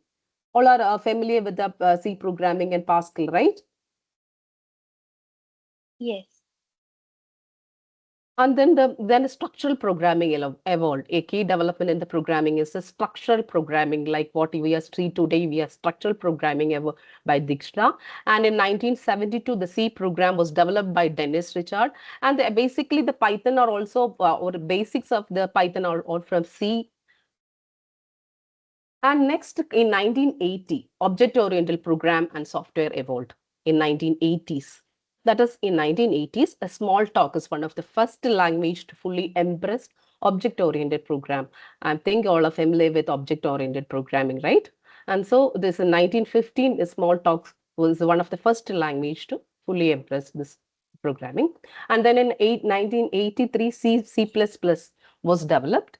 And in 1980, the software engineering discipline emerged, emphasizing methodology for designing, developing, testing, and maintaining large softwares. And then in 90s, the internet and the growth of scripting language evolved. That is in 1995, the Java was coming. That is, write once and run anyway was a slogan of Java. And Java was in 1995, they developed the program called Java. And after that, 1995, the JavaScript. Today you're all familiar with the JS programming, right? I think all are not from computer background, right? Yes. Okay. So next in 1995, the JavaScript. Nowadays, these programs are very much useful in the front-end programming. Now you're seeing the Google front-end, right? Web development. Have you heard about the web development? Yes. Yes, okay. In web development, this JS and JavaScript, that is front-end programming is mainly done in Java or JavaScript, and the back-end is mainly with Python. Backend data, that is the database handling, like backend developments are done by the Python programming. The front-end programs are mostly on Java and JavaScript because they are giving high quality of designing Java and JavaScript. And in the backend, we are running Python programming. And the Python was developed in 1991 by by Rosen, and after that, after 1991, they have announced many number of they have released many number of versions of Python. And after and another programming language is PHP. 1995 PHP was released, and nowadays also PHP is also used, but mostly used programs are Python, not PHP. Python is mostly used in the backend, and JavaScript and JS are mostly used in the front end. You can see the website like Amazon. And the front end programs are always done in Java because it is giving more designing and more flexibility in Java, and the backend programs are almost done in Python. And then coming the modern programming language, that is rise of open source, that is 2020. Now the present we are in the modern programming language, that is the open source libraries are there. There are many libraries like open source libraries are there. And in 1995 Ruby was designed and it's created in early 2000. And then in 2000 Microsoft developed .NET framework. Have you heard about the .NET framework?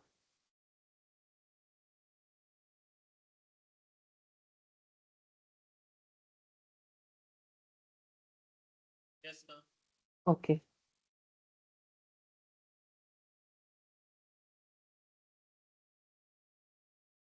Okay. Okay, another one is the Go language. So very much of job opportunities are there with this Google Go. Go is another. Okay, thank you. Okay. So very much, if you know this the Go language, this Goland and all, have you heard about that? So very much opportunities are nowadays created by this Go language. It's developed by Google. Actually, these languages are developed by Google, Facebook, and IBM for their usage, for their increasing their business. They are building their framework, and nowadays they're giving us an open source. Some of the data, some of the packages are only open to the public, and some are now also private, because they are the leading members and they will rule the industry. For ruling their industries, these open source libraries are developed for ruling the industry. Google, Facebook, Amazon, they are developing these softwares for ruling the business. For their business, they are developing. So in 2009, Google developed a language called Go, and 2010, Mozilla they developed the Rust. And on 2014, Apple developed Swift. For their business intelligence, they are developing these sort of language. And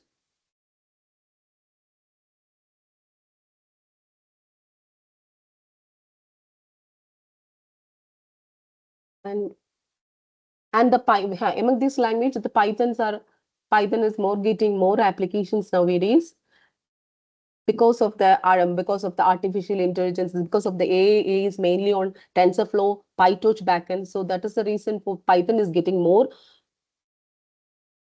noticeable nowadays. Let us go to the next section. In doubt this much?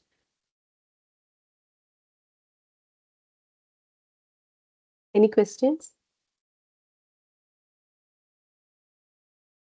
No, ma'am.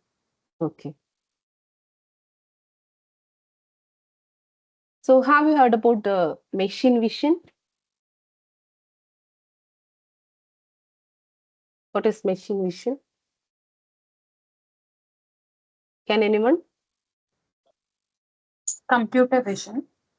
Not computer vision, machine vision.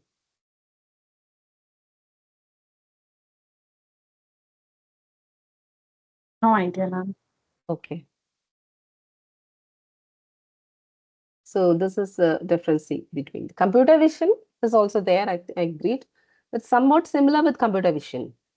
So machine vision is a technology method used to provide image-based automatic inspection. For mainly this machine vision is for industrial applications.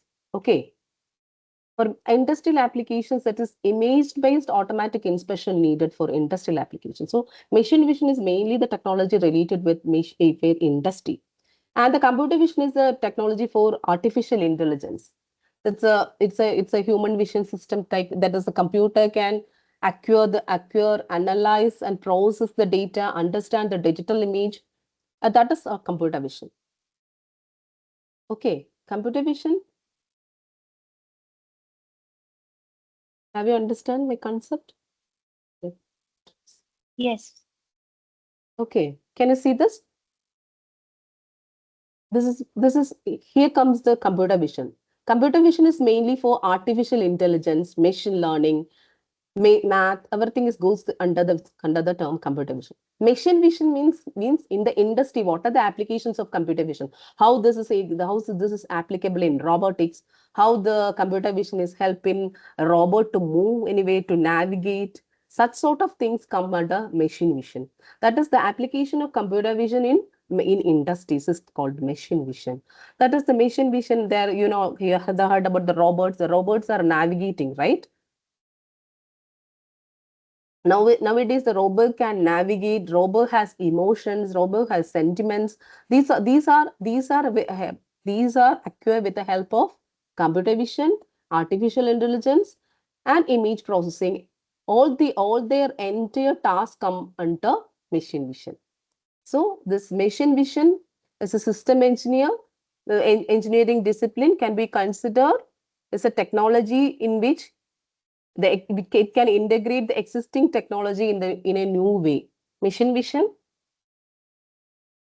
is an engineering discipline which can integrate the existing technologies in a new ways and apply them to solve in the real world application. It's called the machine vision.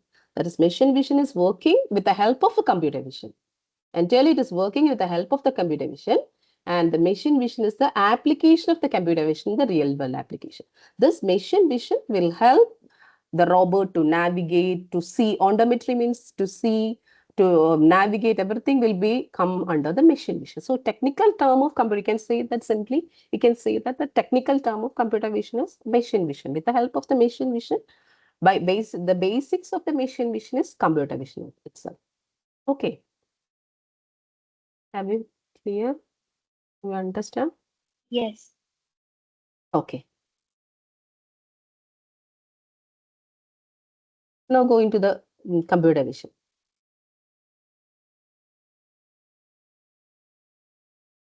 So almost 80% of the data are now in the visual data, right? You are all using Instagram, Facebook.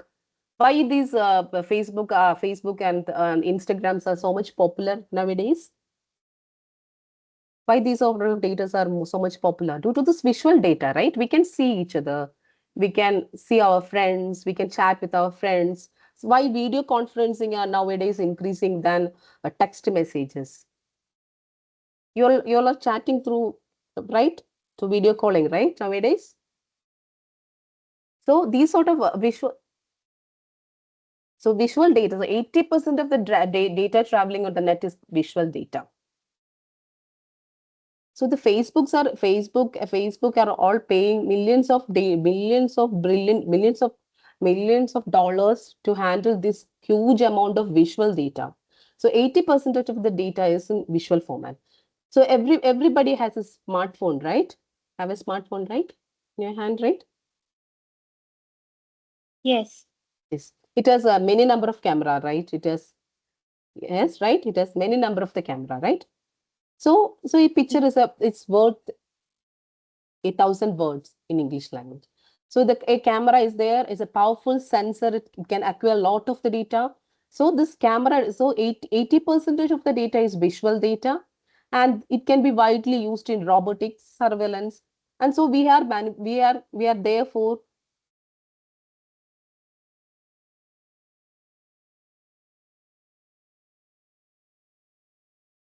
analyzing these data automatically is very much important nowadays. Have you heard about this ImageNet dataset? Anybody?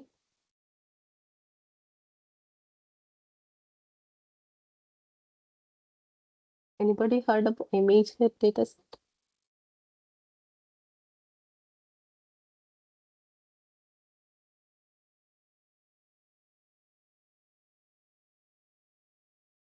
Am I audible?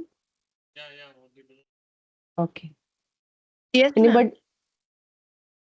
Yes. Have you heard about this ImageNet dataset? Actually, not. Not. Okay. No, no, ma'am. Okay. How many of you are not from computer science background? You're all from other branch of engineering? We have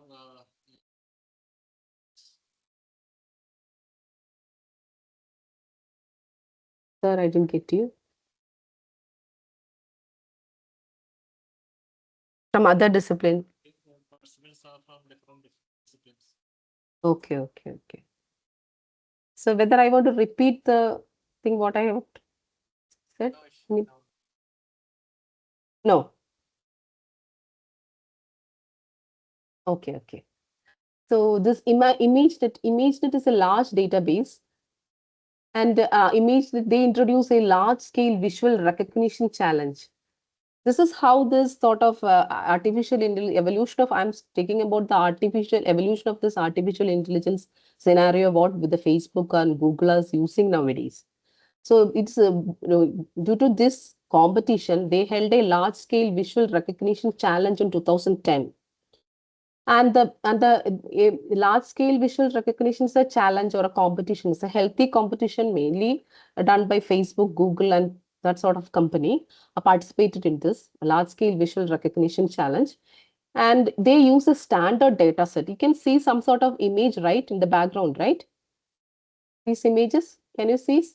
This is an ImageNet data set. Yes. Okay, this is an ImageNet data set, and there are this number of image and this 1,000 object classes are there. Different classes like cat, dog, vehicle classes. That's what the 1,000 object classes are there, and they use this ImageNet data set as a standard data set for this recognition challenge. And they introduce this large scale visual recognition challenge. If you have who is the winner of this challenge? It was a competition, and you can see this graph. In 2010, this is error is 28.2. The error rate of a computer is 28.2. In 11, it reduces to 25. In 12, it reduces to 16. And in 13, 11. And in 2014, VGG16 and GoogleNet were the winners, and the error rate was 6.7. And 2015, the ResNet win the game by 3.57. And the human error rate is 5.1. So it exceed the software or the computer exceed the human rate. That is human error rate is 5.1, but this ResNet error rate is 3.57. So thus on 2015, this ResNet win this competition called this one, large scale visual recognition challenge. So it was a healthy challenge introduced by this Google app, and all the winners are Google and Facebook's. There I'll talk about that later in the session. And there they introduce this convolutional neural network and the computational power, and their main agenda is the convolutional neural network and the computational power of the network. I think if you are from other discipline, whether I need want to tell more about this one.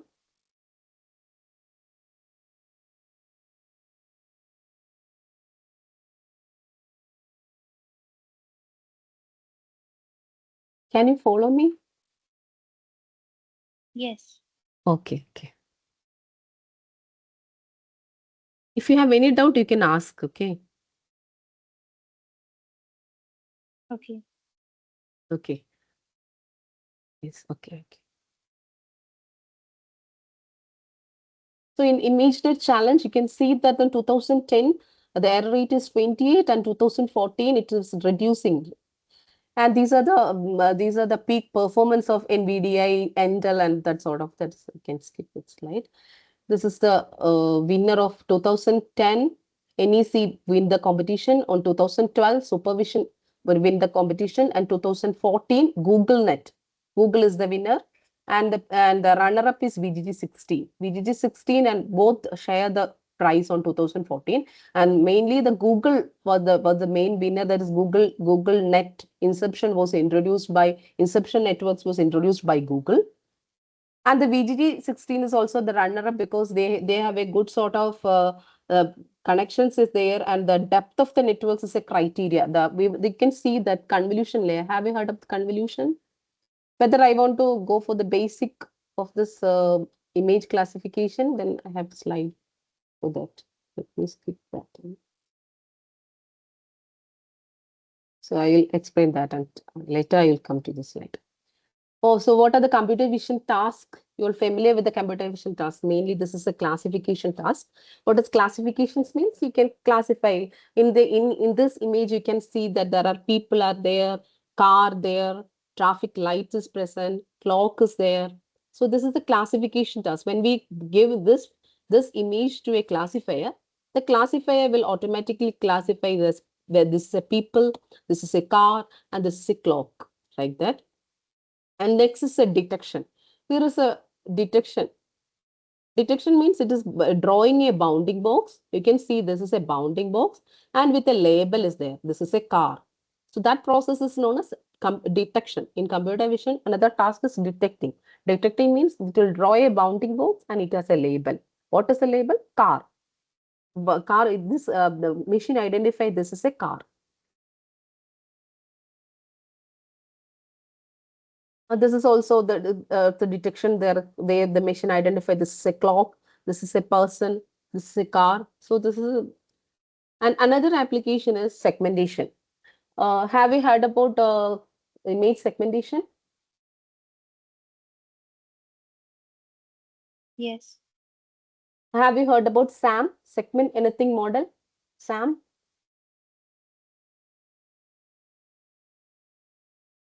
No, SAM? ma'am. Okay, it was a model released openly released by Facebook. It was released by Facebook on the in 2024. They released an open source model called SAM. We can use this SAM. It's a Facebook developed this model, and using SAM or segment anything model, you can type in the Google, and you can get this SAM model, and you can use the model as such for segmentation.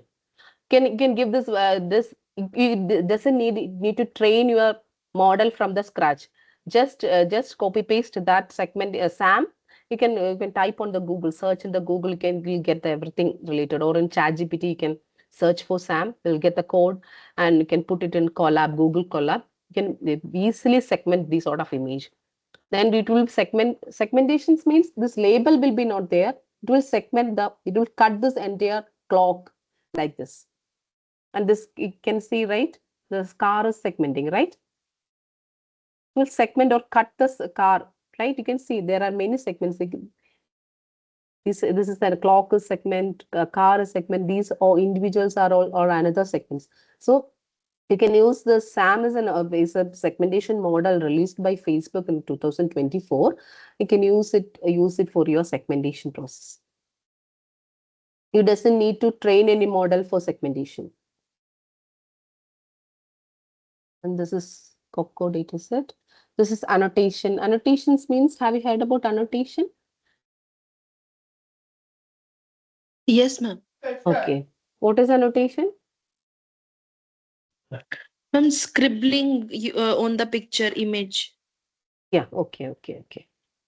So you can annotate this image. This is a Coco dataset, and you can annotate. LabBeams are the software for use for annotating the data. If you want to train a model for classification, first you have to annotate the data using LabBeam, Label IMG.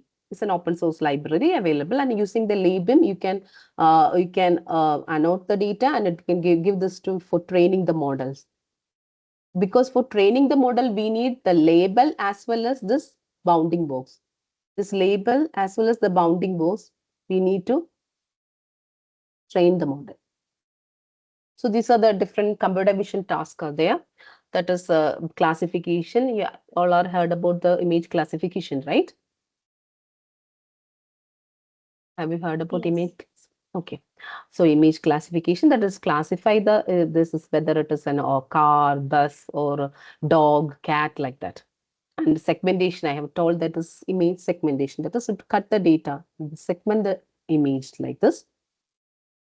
And then object detections, instant segmentations are the main task of computer vision. Other tasks are face recognition, smile detection, eye open detection, Nowadays in smartphone and all Android, they have already introduced this. They have already installed this face detection smile, because in reels and all you can see that some face are looking good, right? Automatically the cameras are adjusting in nowadays smartphones, right? Have you realized that? Yes.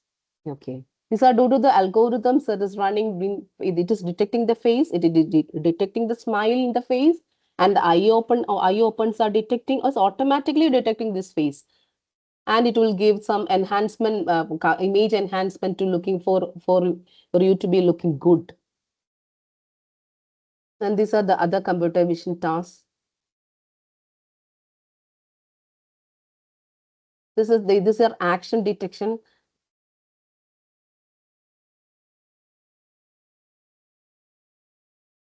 Another is in medical field. In medical field, and one more thing, I'm working in ESR and currently working in Cochin, Kakanada. And there is a company called, have you heard about Lulu Cyber Tower? Cyber Tower, have you heard about this company? Lulu? Have you heard about Lulu? Yeah, Kochi. Yeah. Yes. Yeah, in Lulu, under the Lulu Cyber Tower, there is a company called Dynamite. In Dynamite, now there are many good opportunities are coming, because in Dynamite, what they are doing is a code called International ICD, International Classification of Disease. Have you heard about this code ICD, International Classification of Disease?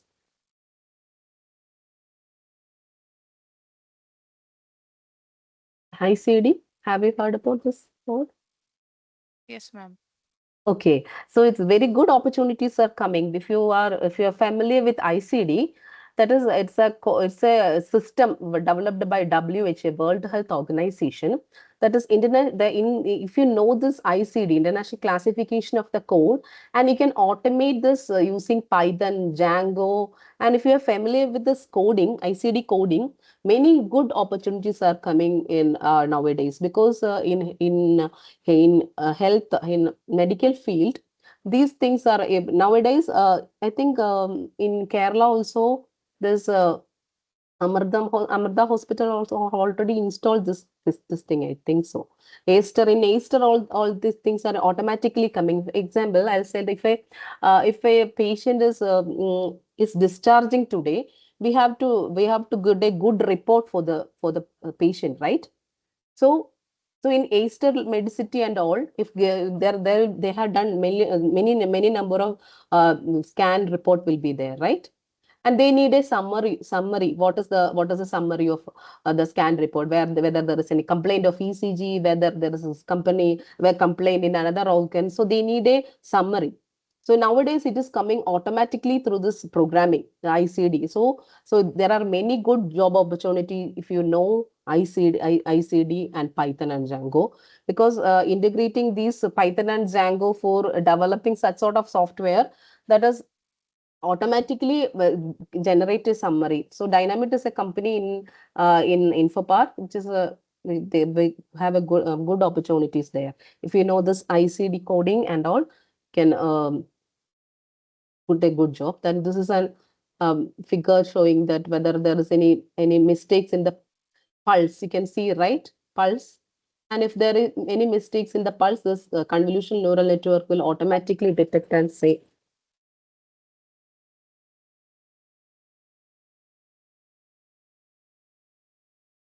This convolutional neural network will automatically detect and say if there is any mistakes in the pulse and like that. And these ICDs are used for developing the summary for the data, summary of documentation for the disease.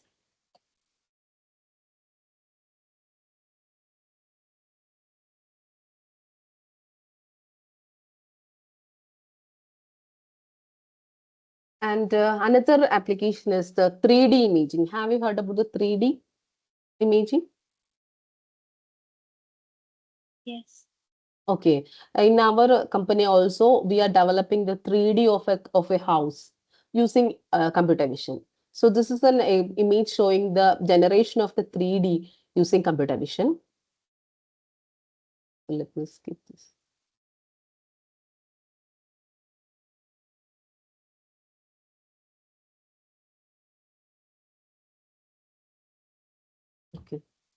Any doubt till now? Let me move to the next section. Yes. Okay.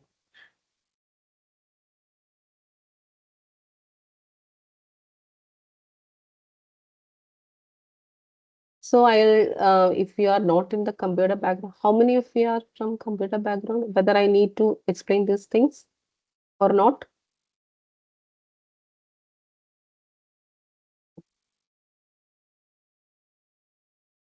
Not needed, ma'am.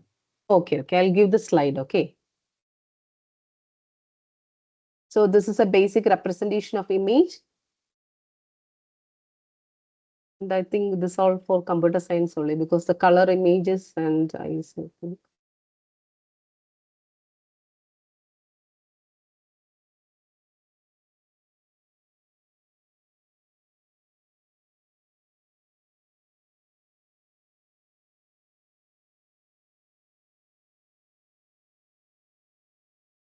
If you need any explanation here, you can tell me.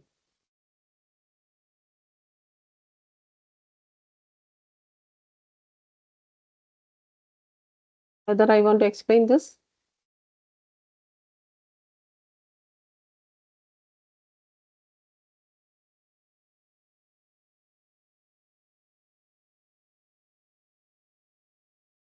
No?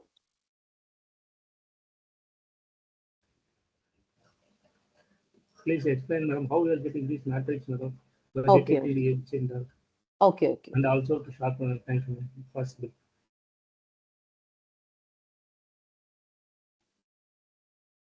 Okay, then I'll say something about this image.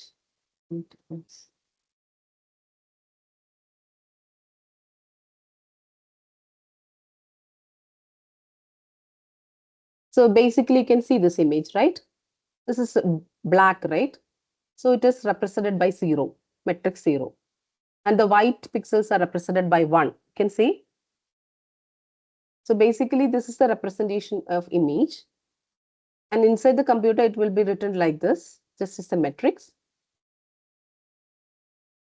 And you can see this is a color image. And this color image has 2453 cross 2453 cross 3 matrix. Means length is 2453 and the width is 2453 and cross 3 means this 3 number of such 3 metrics are there. 2453 cross 2453 3 times because RGB data red, green and blue. And so R is one matrix contain how much red is present here, and the G is the matrix contain how much green is present here, and the B is the matrix how much blue is present here.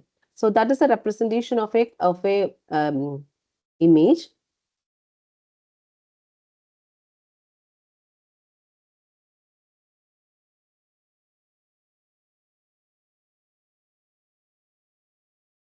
And in the case of image processing, I have already told that applications are segmentations, face recognitions, such sort of applications. So we need to detect this edges. Edges means this is edges. You can see that this is edge. How we can detect this edge using this matrix. This is a convolution kernel. By applying the convolutional kernel, we'll get this image feature matrix. So that is how that image is coming. That matrix is coming. These are the basics of convolution. I think this one.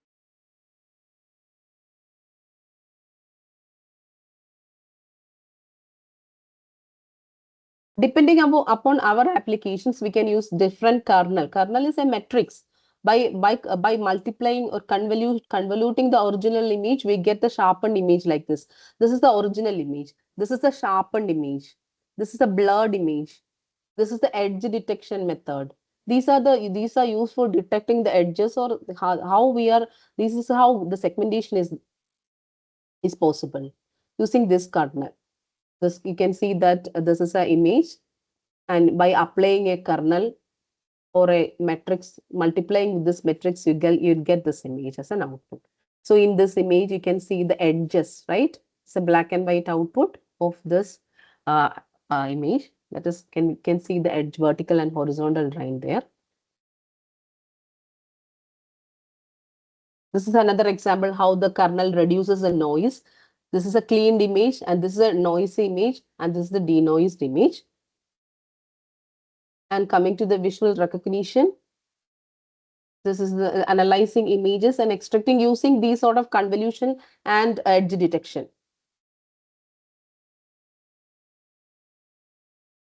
Okay, I'll explain how to identify an object, how this is possible. I'll explain this. If this is an object, from this object by applying these sort of kernel, that is multiplying. I told that this image is represented as a zeros and ones, as a matrix of zeros and one. By using this different kernels, that is by multiplying this zeros and one matrix, you in this matrix of zeros and ones, you'll get a different features. Like we can see this is a necklace and this is eyes, this is their cheek, like that different features are extracting from this object, and that is known as the bag of features. And using this bag of features, we are training the model. Extracting these images and you'll get a bag of features there, and using the bag of features, you are extracting this model. This is a classification pipeline.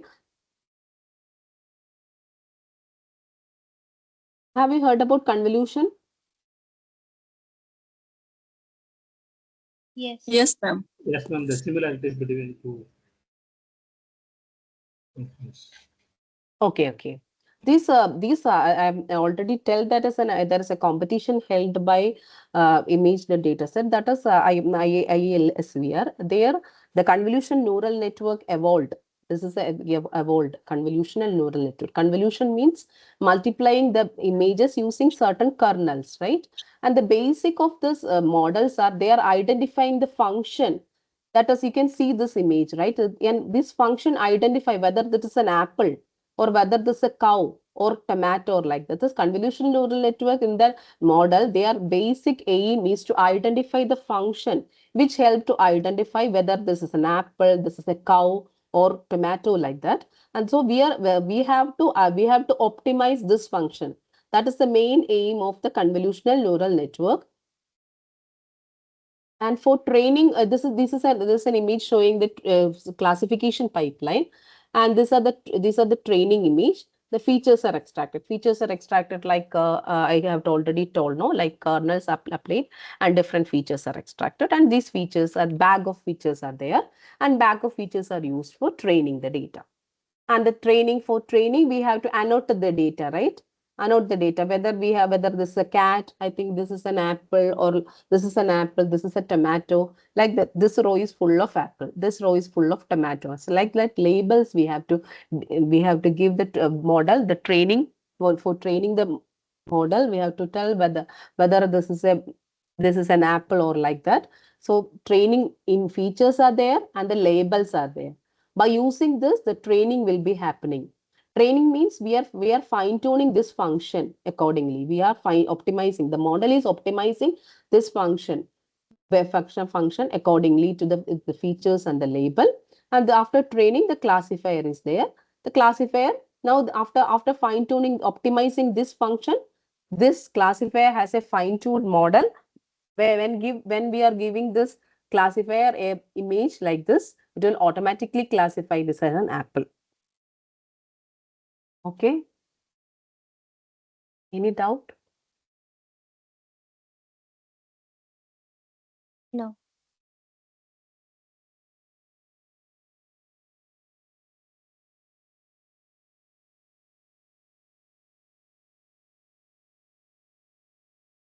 So this is one of the feature engineering, and here we have to we have to choose the classifier according to our application. We have to choose the application. We have to choose the classifier accordingly. And the features are low level features are there, high level, mid level features are there, high level features are there. And the low level features in this computer vision is color is a low level feature, edges are low level features. Edges are, I've already shown that by applying certain kernel, edge are detecting. Edge is a low level feature. And the mid-level features are scale invariance features like shift and mid-level features. High-level features are histogram of gradient, HOG are high-level features. And the low level features are edges. I have already told this is an edge detection.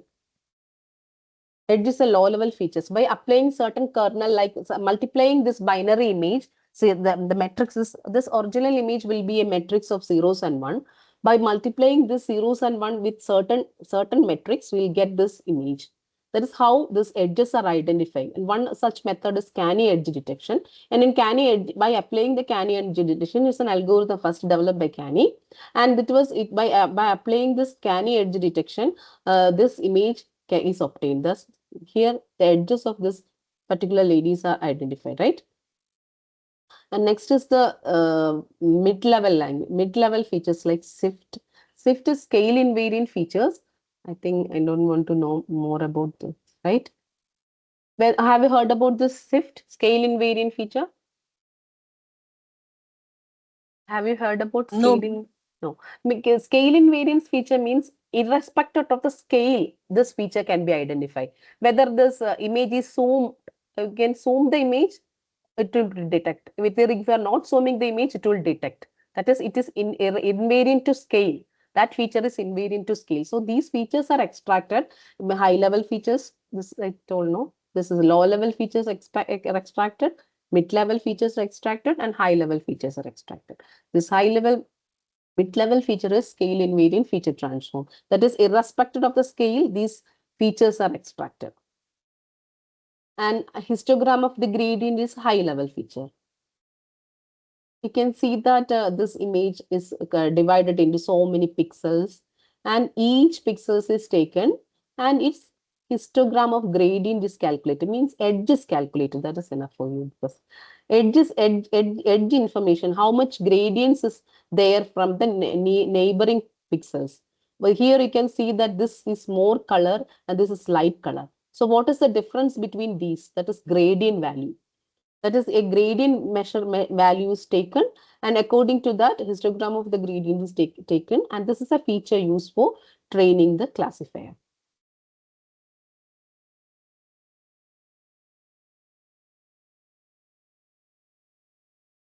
So this is how I have already told that the training labels are there and train, and the classifier is taken and it's used for classification. And this image can see that these are the images for a dog and these are the images for cat, and different classifiers are there. According to your applications, if you need more accurate data or more accurate accuracy, and according to the computational speed, what is the computational time you needed to classify this as a dog, according to that, your application, you can select different types of classifiers.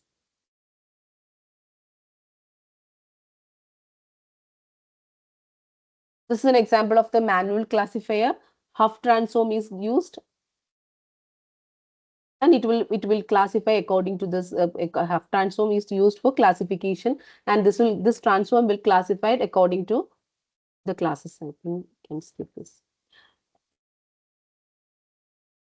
Whether you need to explain supervised classifier?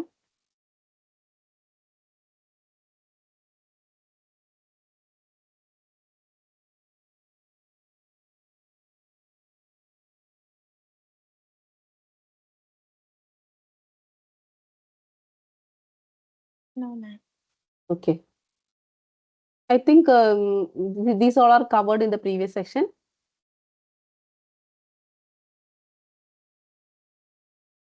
Whether you are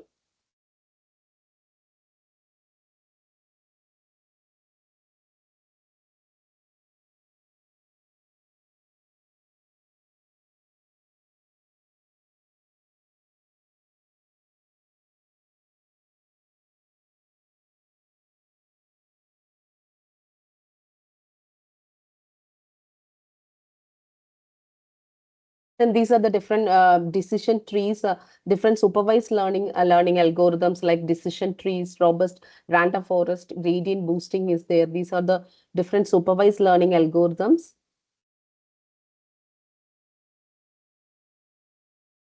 Move to the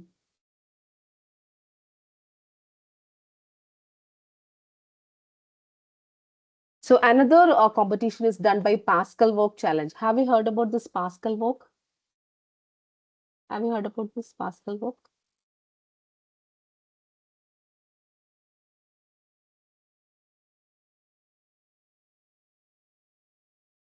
Anybody?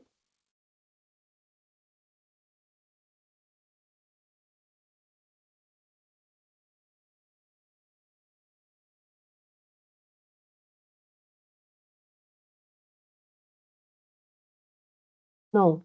Okay. Okay. So this ImageNet and Pascal works are on open source libraries. I've already told this ImageNet data, right? These you can search in the Google about ImageNet data set. These are readily available data set. This is another data set called the Pascal work data set for training your classifier. You can use this data set, Pascal work data set. This is another data set. This is another challenge, a healthy challenge done by Pascal work. It's an online competition for object detections. In Pascal work, it contains 20 classes of classes and 11,530 images are there, and 27,450 objects were there. And you can use this image it's an open source image data set, and you can use this data for training your model. These are readily available in Google.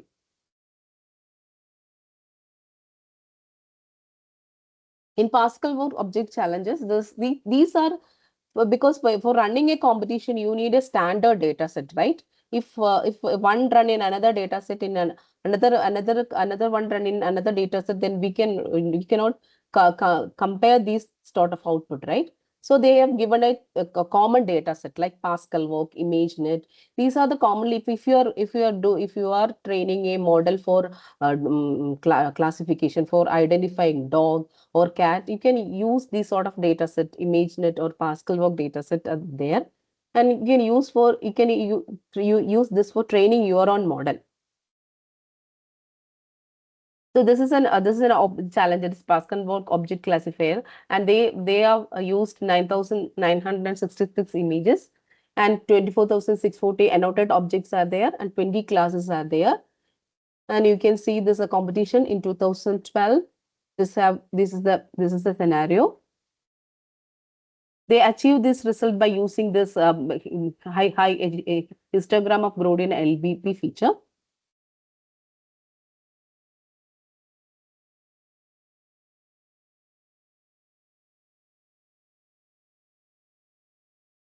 Whether I want to explain convolutional neural network or any doubt?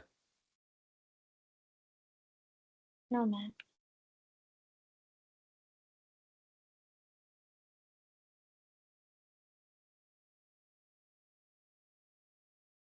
So next is convolutional neural network.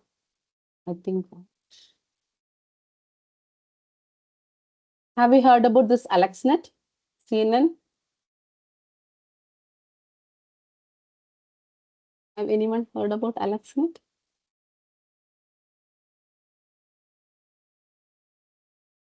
Yes, ma'am.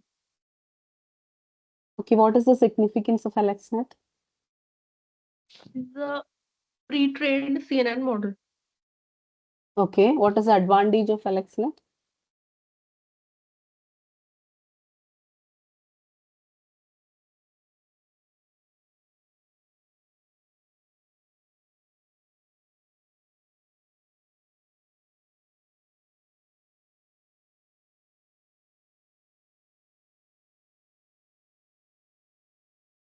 Let me ask one question. Why these are popular nowadays? These convolutional neural networks are popular nowadays. What is the reason behind this?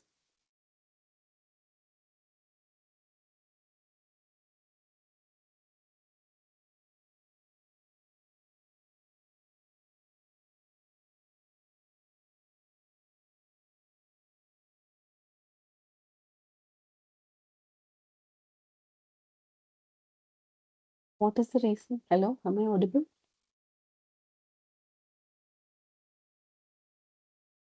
Yes, ma'am. Okay, what is the reason why these are popular nowadays? Or what is the significance of convolutional neural network? Why this is popular nowadays?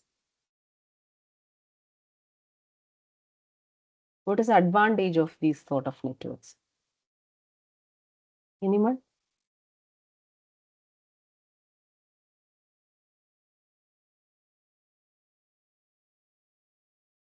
Okay, then let's.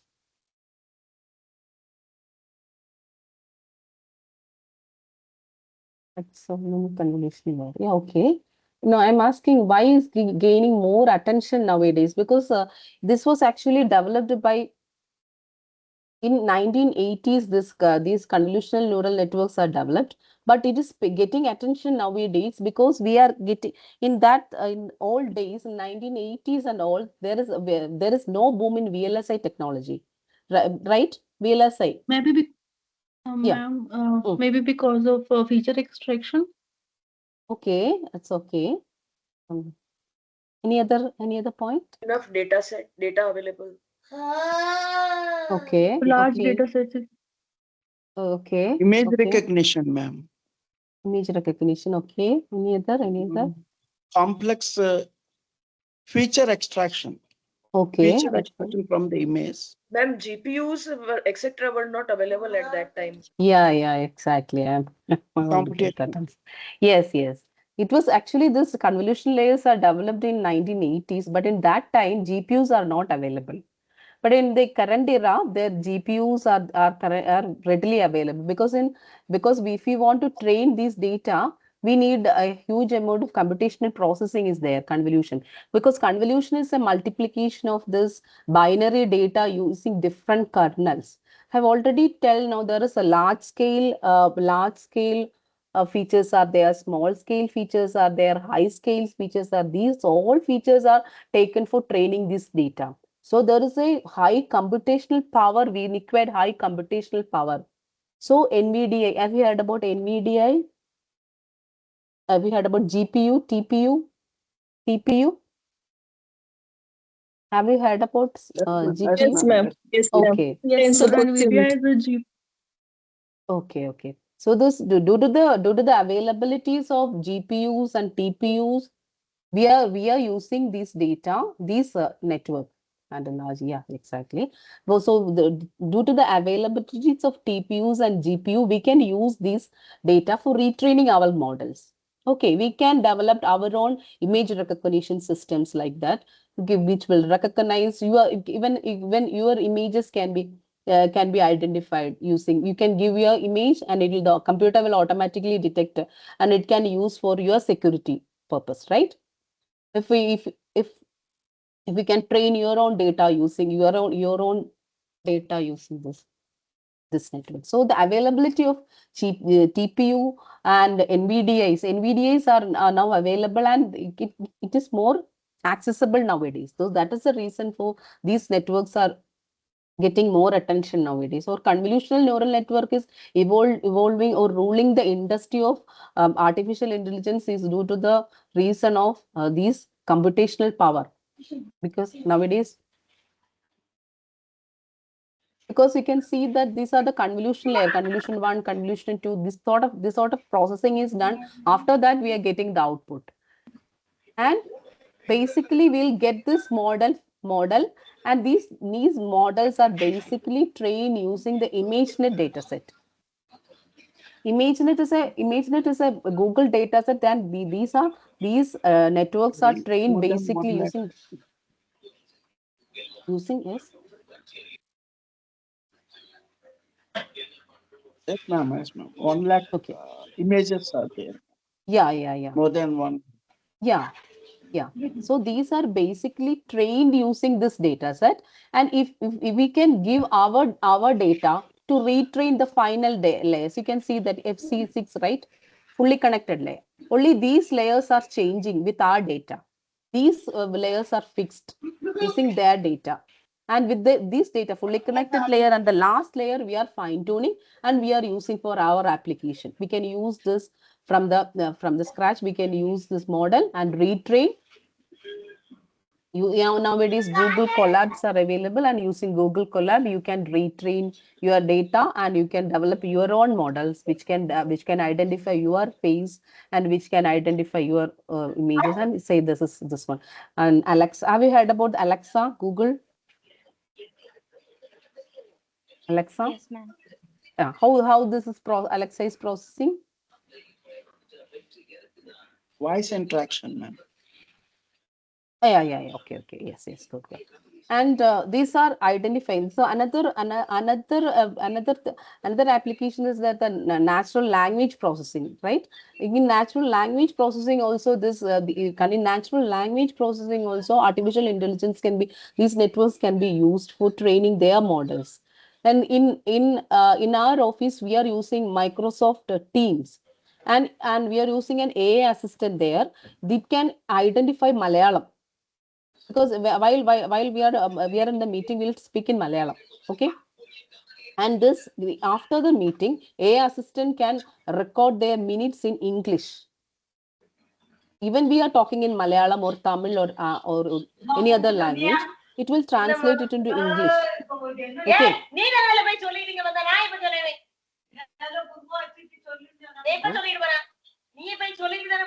Hello.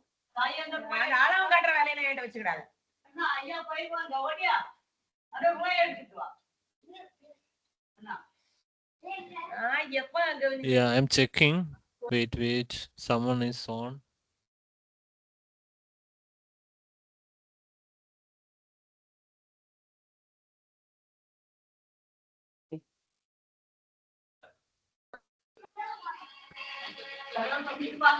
So,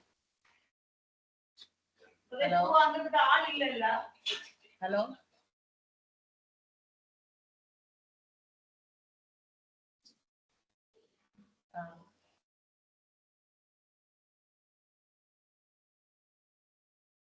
hello. Okay.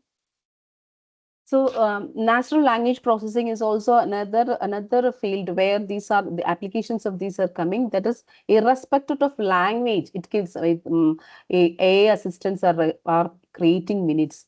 If you have an AI assistant here with irrespective of language, it will automatically translate it into Malayalam or whatever language German. It will automatically translate these sort of the languages into the required language. And these are the applications where high computational speed and computational power is required.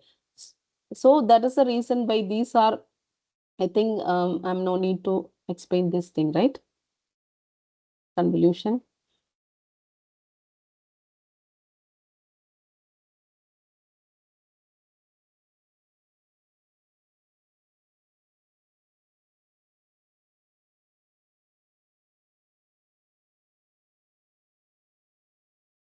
Okay.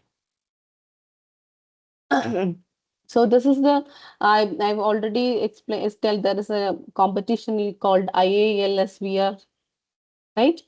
And this is the winner of that competition. That is, AlexNet has 21 parameters, and it has a time taken by the CPU is 0.29 second.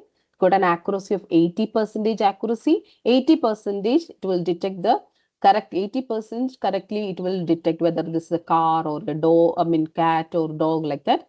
And Inception V1, that is a Google data, Google net, that is got an accuracy of 88%, and VGG16 got an accuracy of 91%, and the ResNet win the game, but that is with a 93%, and time taken by the CPU to process that, to classify that is as 1.13 second. So the ResNet is winner of this competition, and it will get this award in 2016, and it has exceeded human when we are giving an image. It's difficult for human to identify whether that is a violin or car or a dog, but the ResNet or the computer can identify it correctly with 93% accuracy. This ResNet 50 can identify. Nowadays these and the different versions are available, and you can this sort of things for training your model. Think.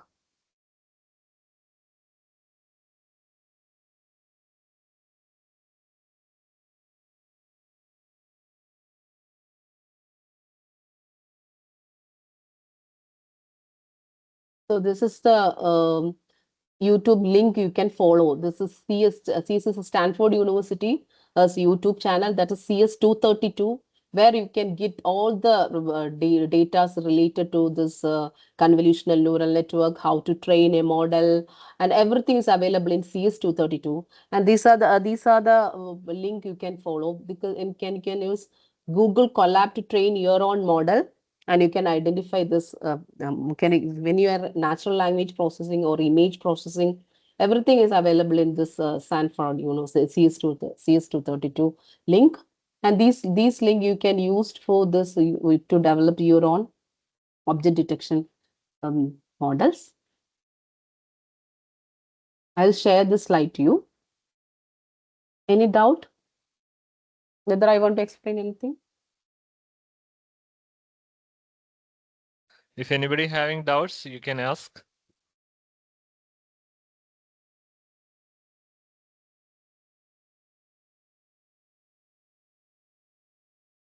Otherwise, we can move ahead. Malavika? Yes, sir. Please proceed. Okay. I thought I'm audible. Yeah. Good evening, ladies and gentlemen. I'm Malavika Anilkumar, scholar of St. Joseph College of Engineering and Technology, PALAI, Autonomous, and I will be your host throughout this session. On the behalf of SJCET PALAI, once again, I welcome you all. This session, which is session number 13 of the program. Malavika, 1 second. Malavika, 1 second. Yes, sir. Yes, sir. Okay. Nandana? Yes, sir. Yeah, you may proceed. Next, I hand off the session to Professor Elvin to hand over a virtual memento to our esteemed guest.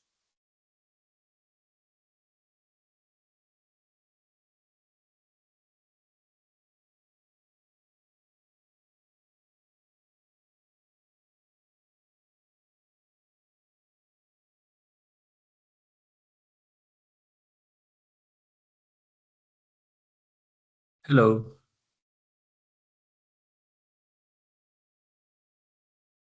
Dear professor, wait for 1 minute. We'll be back. Okay.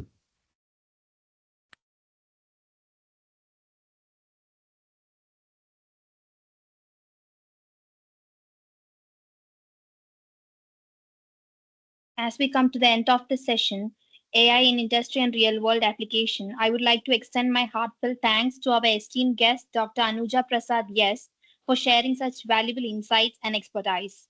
Your guidance has truly enriched our understanding. Thank you, ma'am, for your invaluable time, insights, and expertise shared during this session. Your knowledge and practical experience have not only deepened our understanding but also inspired us to explore new possibilities in AI. Your willingness to guide and mentor is greatly appreciated, and we look forward to applying the insights gained today in our future endeavors. Thank you once again for being such a remarkable resource person and for your generous contribution to our learning journey. Thank you, ma'am. A big thank you to all the participants for your active engagement and enthusiasm. It's your presence that made this session meaningful. Thank you, our coordinator and co-coordinator, for hosting this session. Your support and guidance made this a grand success. And thank you, Elvin sir, for overseeing this session and guiding us to make this event a possible. Once again, a big thank you to each and everyone for being part of this wonderful session.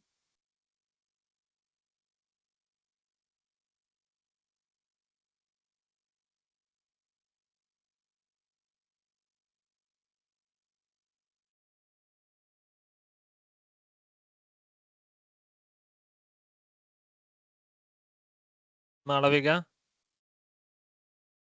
Yes, sir. you may proceed. Okay, sir. Good evening, ladies and gentlemen.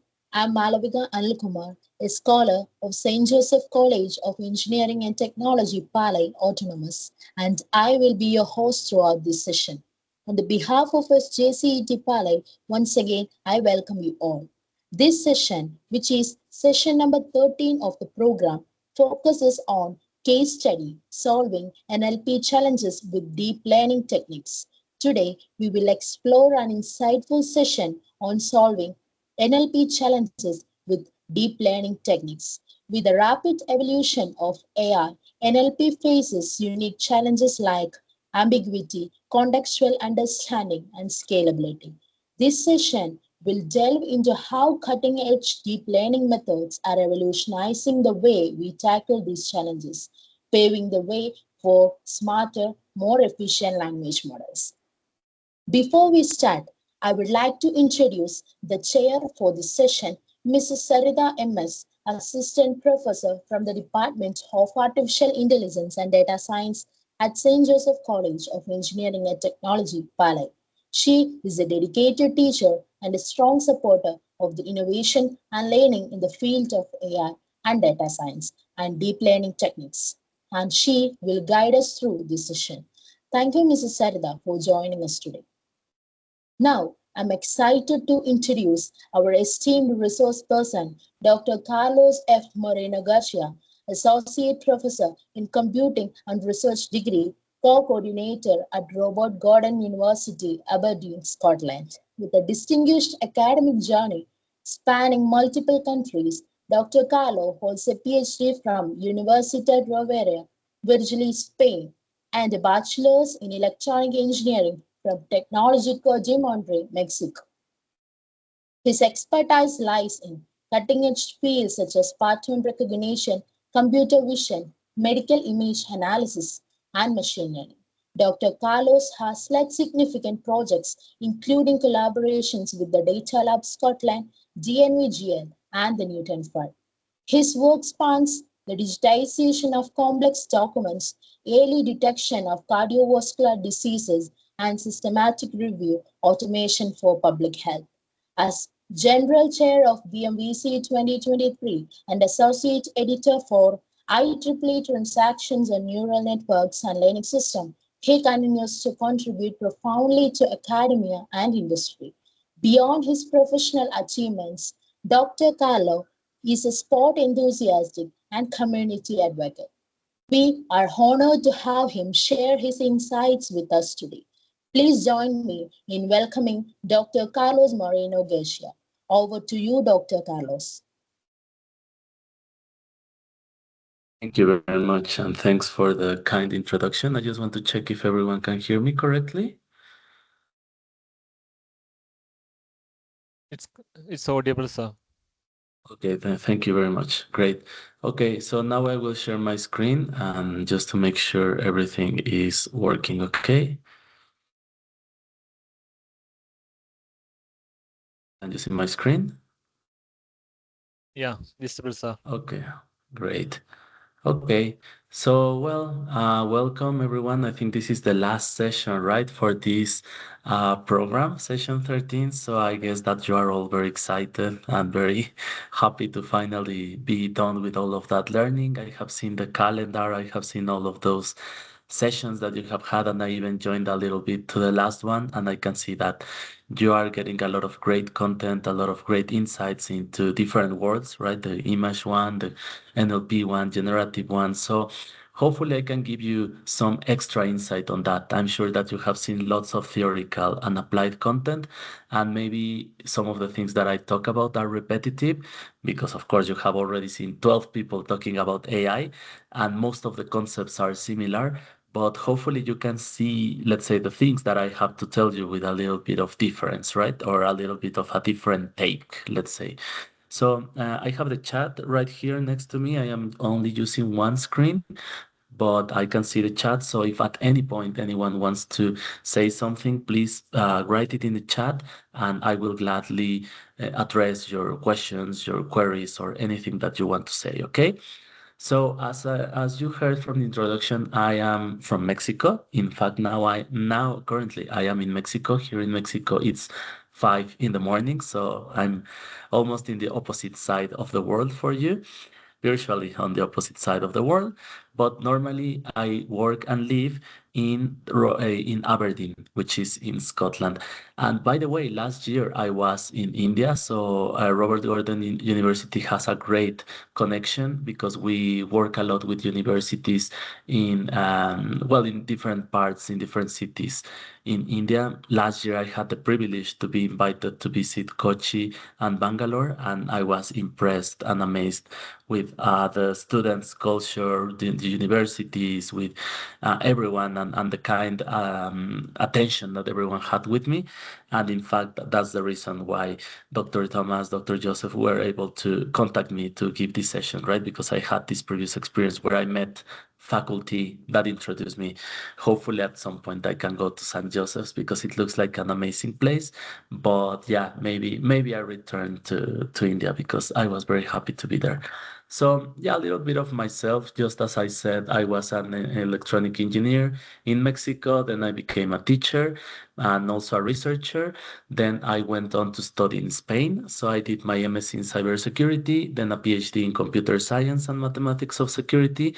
And then I went to Aberdeen in Scotland, UK, to do this project with DNVGL, which is a company, a certification company. But then I became a lecturer in 2018, then a senior lecturer, and finally, very recently, I was promoted to associate professor. So in the British academic system, and it's not only about having tenure, but also scaling up until being a professor. Let's say this is the only point where you can be called a professor. I'm one step below. And also I coordinate the research degrees. This means that I am in charge of overseeing the development of PhD students. I have over 100 PhD students, but not the academic part, just like the personal and the overall experience of a PhD, right? Because it would be impossible for me to coordinate 100 PhDs, of course. And I'm also looking to do my own research group. So I'm slowly moving into, let's say, the area of sustainability in computing, which I think it's one of the most important, right? So we can talk about that if we have time by the end of the session, right? About how important it is to talk about this topic of how sustainable the AI can be. Maybe you have talked about, like these models and huge neural networks and all of this, but have we really thought about how these models, let's say, waste energy? How many computers do we need? How many hours do we need the server to be on? All of these things are some interesting questions that people are asking, okay? So just for those of you that have never heard about Aberdeen, well, as I told you, Aberdeen is a city at the very north of the UK in Scotland. So the UK, as you may know, has England, Wales, Northern Ireland, and Scotland. And Scotland is a country within the UK that is in the very north. And one of the biggest strengths of this city is that we are in front of the North Sea. So as you can see in this map, we are very close to Norway. In fact, we are closer to Norway than we are to London. And we are in front of the North Sea. And the North Sea has a lot of oil. Okay, so we share that oil between Scotland, Norway, and Denmark. Okay, and there is a lot of work in that. So the city has oil platforms very close to it. The city looks like this. Okay, so it's a very small city, 200,000 people. Even for European standards, you could consider it a small city. Everything is built in granite. Okay, so it's let's say we could say a very gray city. Okay, because every building, as you can see here, is built with the granite rock. But if you go to our university is in the south of the city, you can see that, okay, it's gray, but it's not granite. Okay, so it's a very modern building. Our university is just 25 years old. So compared to other British universities, we are considered a very, very young university, and that gives us this spirit of being more technological, right? Or to be more, let's say, applied, okay, in our science. We like to work with companies, we like to solve problems, and that's a lot of our, let's say, rationale.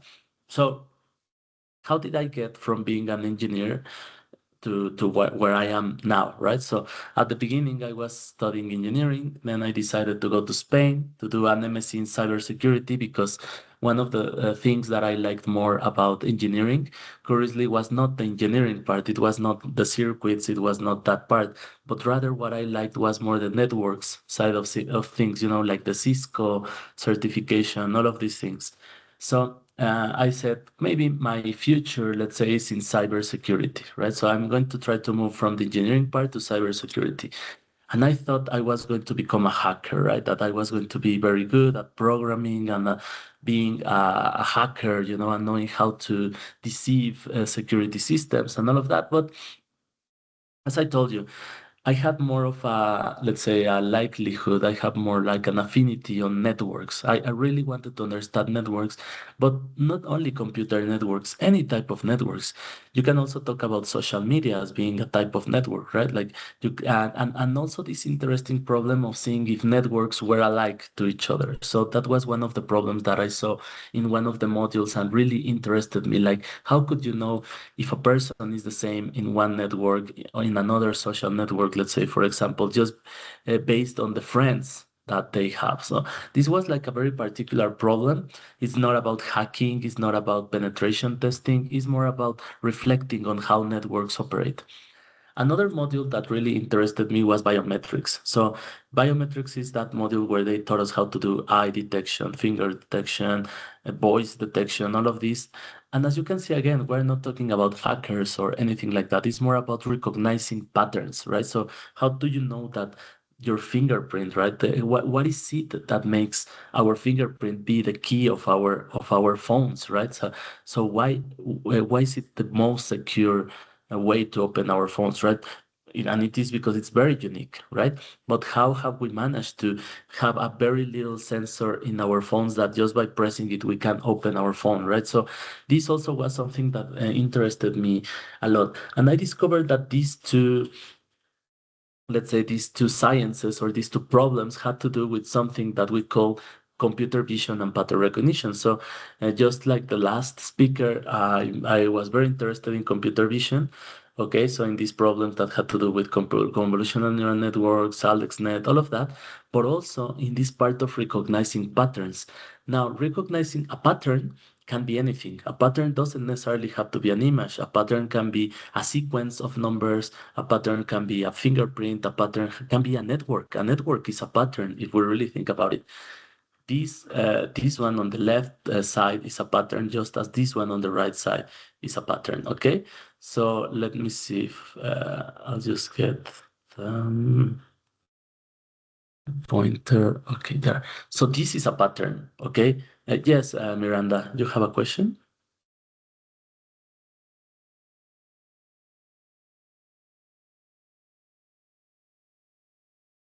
No, No, sir, by mistake it was. don't worry. Okay. And also, if you No, want to I raise couldn't your see the hand. screen, so I was wondering. Okay. Can you see it now? Only for me, I think. I'll just relog again. Okay, Okay. I'm sorry for interfering. No, don't worry. It's okay. And please, if you raise your hand and you have any questions, also raise your hand and you can interrupt me. I don't mind. Okay. You can simply make your questions. Okay. So again, as I was telling you, this is a pattern, just as this is a pattern. Okay, a pattern because there is one person that is connected to another person. In the end, everything that you see around the world is a pattern. Okay, and how to recognize patterns, how to match those patterns, how to see if one pattern looks like the other one is a problem that interests me. And as I tell you, it's not only about images, it's not only about sequences, it's not only about graphs, it can also be about text, okay? NLP, natural language processing, can also be a problem where we recognize patterns, okay? So that also took me into that path. So I want to talk to you about what I have done in NLP. Okay, so which is the problem that my team solved in natural language processing to see if that is something that you find interesting or something that you can relate whenever you are faced with a challenge in NLP. Okay, so as I tell you, my expertise started from images and then I migrated into NLP. Okay, so the project that I want to talk to you about it is called Automating Systematic Reviews through AI. Okay, so my role was being the principal investigator, the head of this project, and we collaborated with several people and institutions. So the first one is Dr. Magali, who is from the University of Aberdeen. So there are two universities in my city, Robert Gordon and University of Aberdeen. So this was very good because it brought together the two universities. She works at the Rawet Institute, which is a nutrition institute, the largest one in Europe, in fact. Okay. Also, Professor Nirmali Wiratunga, she's from Sri Lanka. She's the director of the IIT in Sri Lanka, and she was my co-supervisor for the student that we directed, which is Regina. So she was the PhD student in charge of most of the development. We also spoke with people from the University of Utah, mostly Professor Nathorn. Also, we collaborated with some students from Georgia Institute of Technology. So you will see how all of them came together, okay? Because this looks like a big mixture of people. And in fact, it was also part of an initiative which we call Childhood Obesity in Mexico. So the COMO project. So I will explain you a little bit of this, okay, of this challenge, of this problem. Now, systematic literature reviews or systematic reviews are the main way in which scientists, especially in health domains, let's say, is the way in which they compile evidence, okay, and report it to, it can be the public, it can be specialized people, it can be anyone. Now, I'm sure that most of you have done literature review, right? So that's the first step when we are going into science, right? We have to grab a lot of papers, right? And we have to read them. But this can be done in several ways. For example, the most basic one can be just a narrative review, just saying, okay, I read 10 papers that I found online about the topic that I want to understand. Maybe I found experts' opinions, maybe I found background information in Wikipedia, and I'm just narrating what happens. But you can gradually improve the quality of this evidence, okay? And the more you improve the quality of the evidence, obviously the volume of information is smaller, right? When we get more strict, obviously we cannot use Wikipedia, for example, right? Or we cannot use our friend's opinion, okay?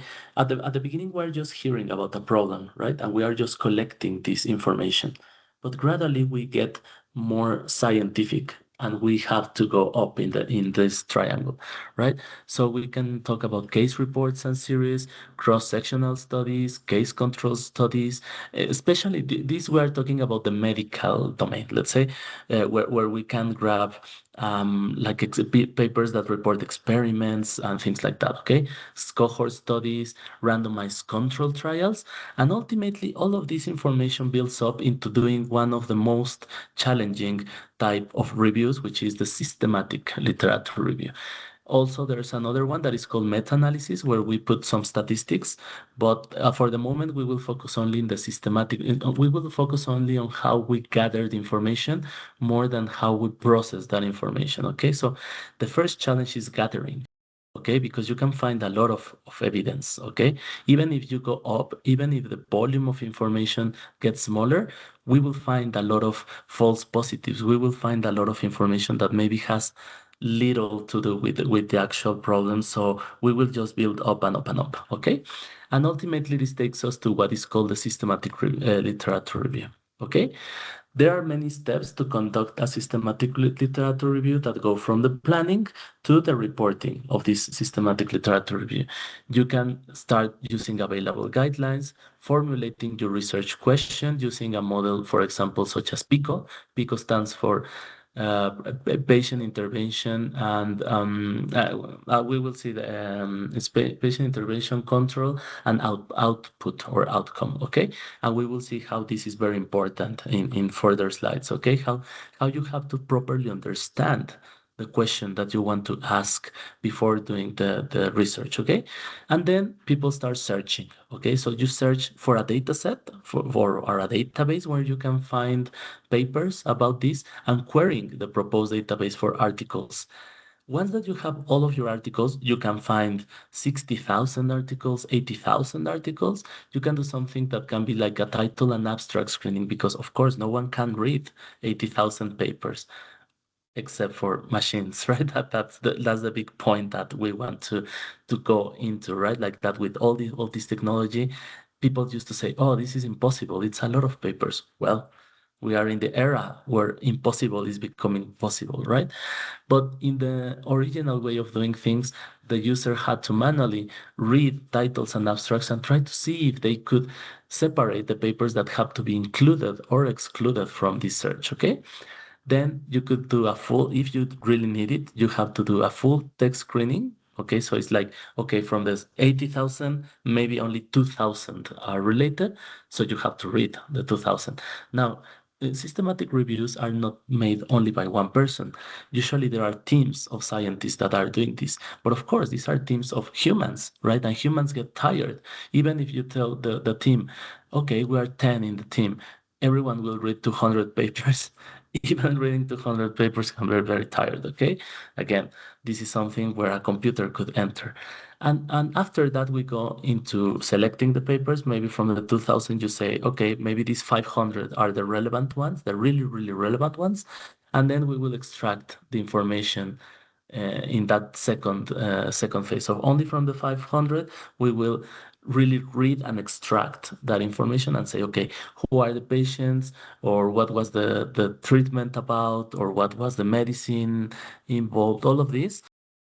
We will synthesize the extracted data, not in a statistical manner. We will just create tables, right? Like to say, I don't know, 80% of people, in very basic terms, we will understand the data.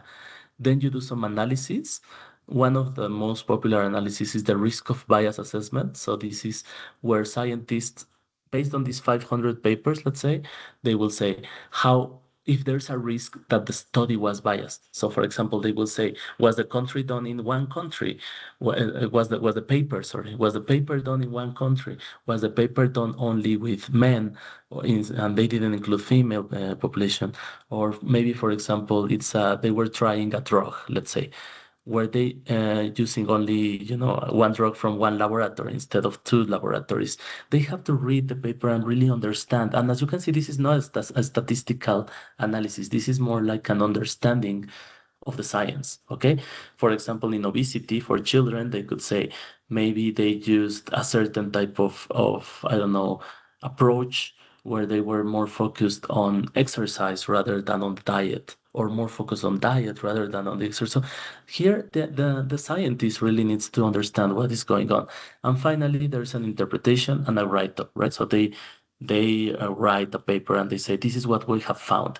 Maybe in the last 10 years, there have been 500 studies about obesity, and 80% of them were done with children, so they do a paper which reports to the community how things have been done lately, but in a systematic way, okay? So this takes a lot of time. As you can see, simply for me to explain you this, it has taken a lot of time, okay? Systematic reviews, as you have seen, can take a lot of time to be done. An estimate from Prospero, which is a website where you can get some information about this, says that it takes an estimate of 67.3 weeks to complete from the formulation of the question till the end of a systematic review. What is the problem?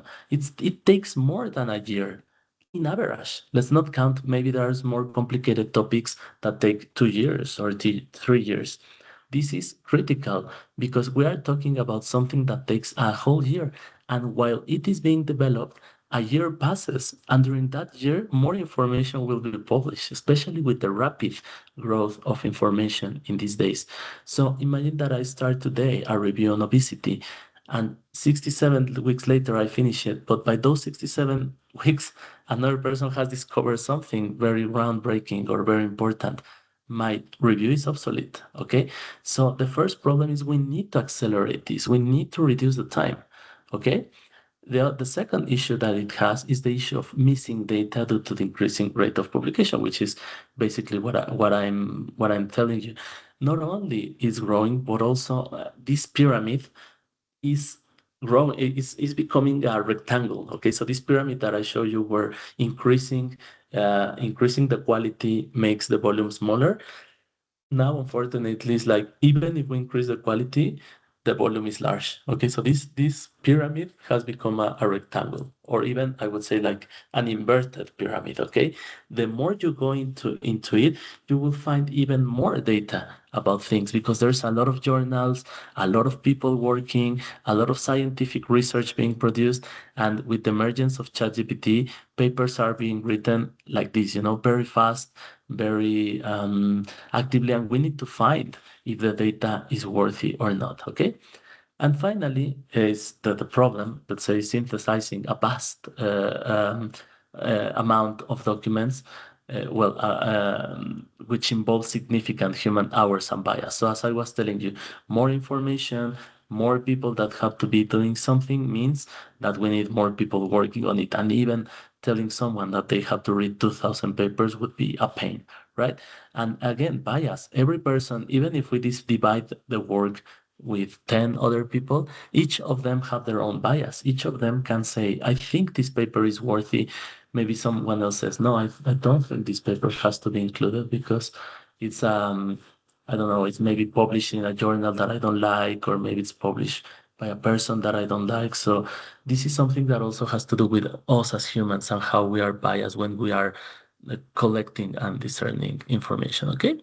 So in this project, our mission was to investigate how machine learning and NLP concepts could be harnessed to automate these evidence-based methods, okay, in healthcare. So how could we automate or help automate systematic reviews in healthcare, okay? So proposing models that could reduce human resources that are spent on performing systematic reviews, not completely taking the human out of the process, but rather making it more, let's say, efficient. Okay. So of course, when you are doing this, you have to do a systematic review. So that's the very funny thing about this. In order for you to know how to do this, you have to review. So we had to do a review on reviews. We had to do a review on which tools are available to do this already. Okay, so we started this on 2021, and by then we found some tools. So for example, well, you can see, in fact, this one is from 2022. We started in late 2021, the PhD, and by 2022, we already discovered that some people have collected the tools that existed so far. So there is this website called systematicreviewtools.com that at the time had the most updated information. And you could see that you could search, okay, like what type of review you want to do, the cost of the review, or which is a step from the review that you want to do. And you could go and search if the tool is free, if the tool requires a payment, all of that. So for us to know how to do this, we had to review what has to be done. And in fact, we had to produce a systematic review on the automation of systematic reviews. Okay, so I know it sounds a little bit strange, but it's that way. One of the tools that we found that it was the most eye-opening in this area is called AS Review. Okay, so AS Review was published in 2021. Again, it was published just the year before we started this.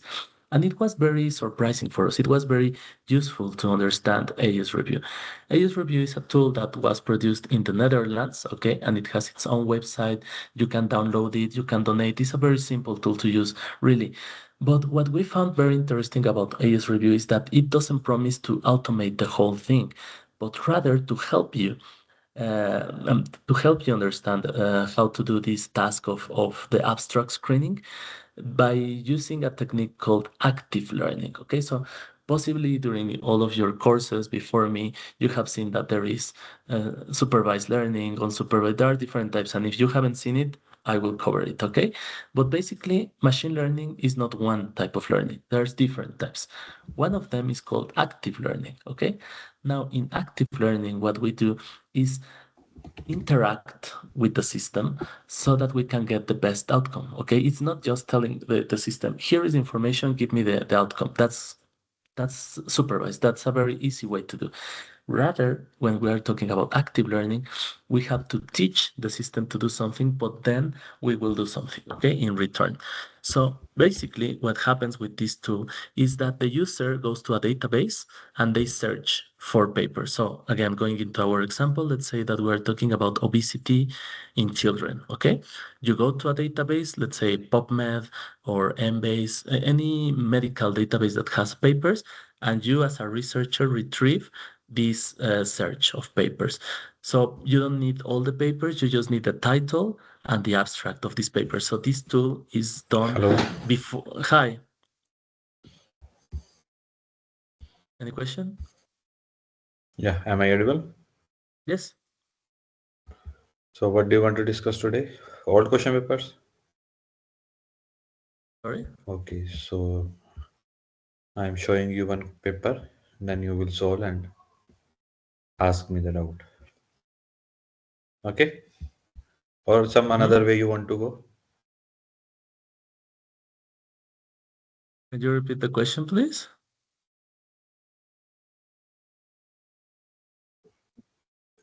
No, from UK, he is the only one to whom I am teaching. But I have old question papers, so we can discuss. Yeah, OCR, GCSE. Well, in this case, we don't need OCR. Everything will come like in a table, right? So when you search the database, you will have the authors of the paper, Okay, the I have title of some the paper. questions, so I will. Yeah. Just a minute, let me share my screen.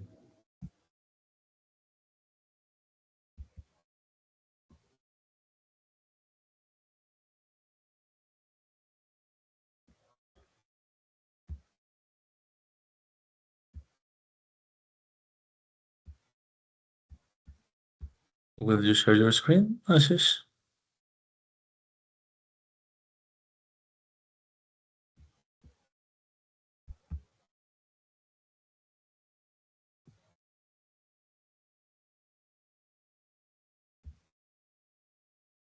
Hello?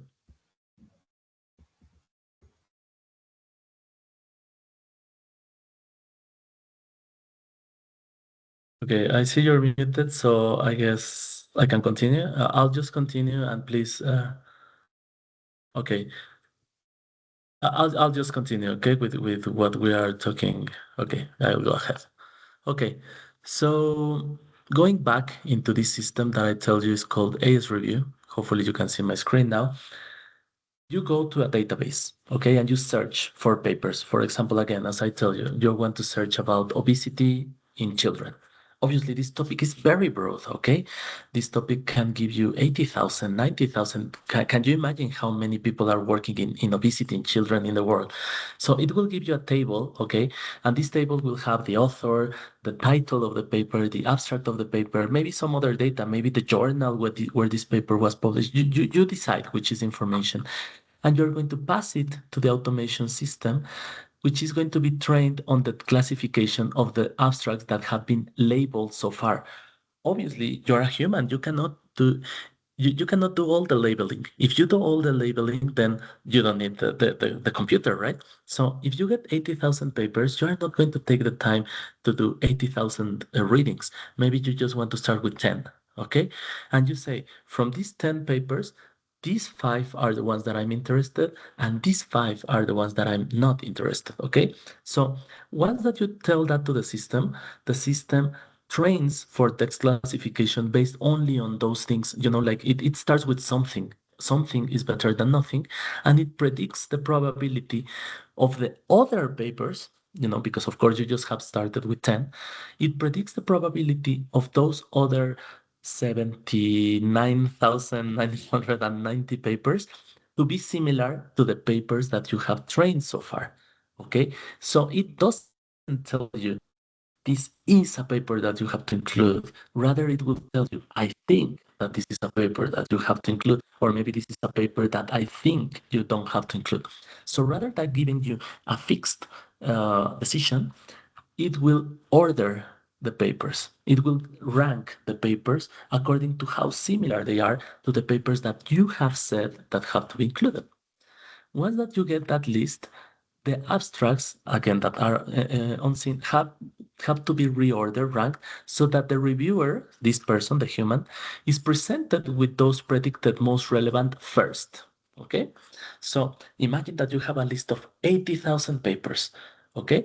So you just classify 10 and you say, these 5 have to be included and these 5 don't have to be included. These papers, of course, are set apart. This is our training data, and we go for the other 79,990. And these papers will be presented in order. how likely they are to be included to how likely are they are to be excluded. And you start looking at them. So the user is presented with the papers, and with just a click of a button, they can say, okay, I think yes, this one has to be included, has to be included, has to be included, has to be included. Maybe there's one that has not to be included. The system is not perfect, of course, but there will be a point where the user will be presented with no included, because we're saying that the order is from included to not included. So there will be a point where the reader, where this human will be just shown garbage. At that point, this person can stop. Okay, so rather than reviewing all the 80,000 papers, maybe you just have to review, I don't know, 1,000, 2,000, because maybe all of the other rest was garbage. And at that point, you stop. Okay, so this system, again, it's not the perfect automated, fully automated solution, but rather it's just a ranking, okay, or a system ranking. Okay, so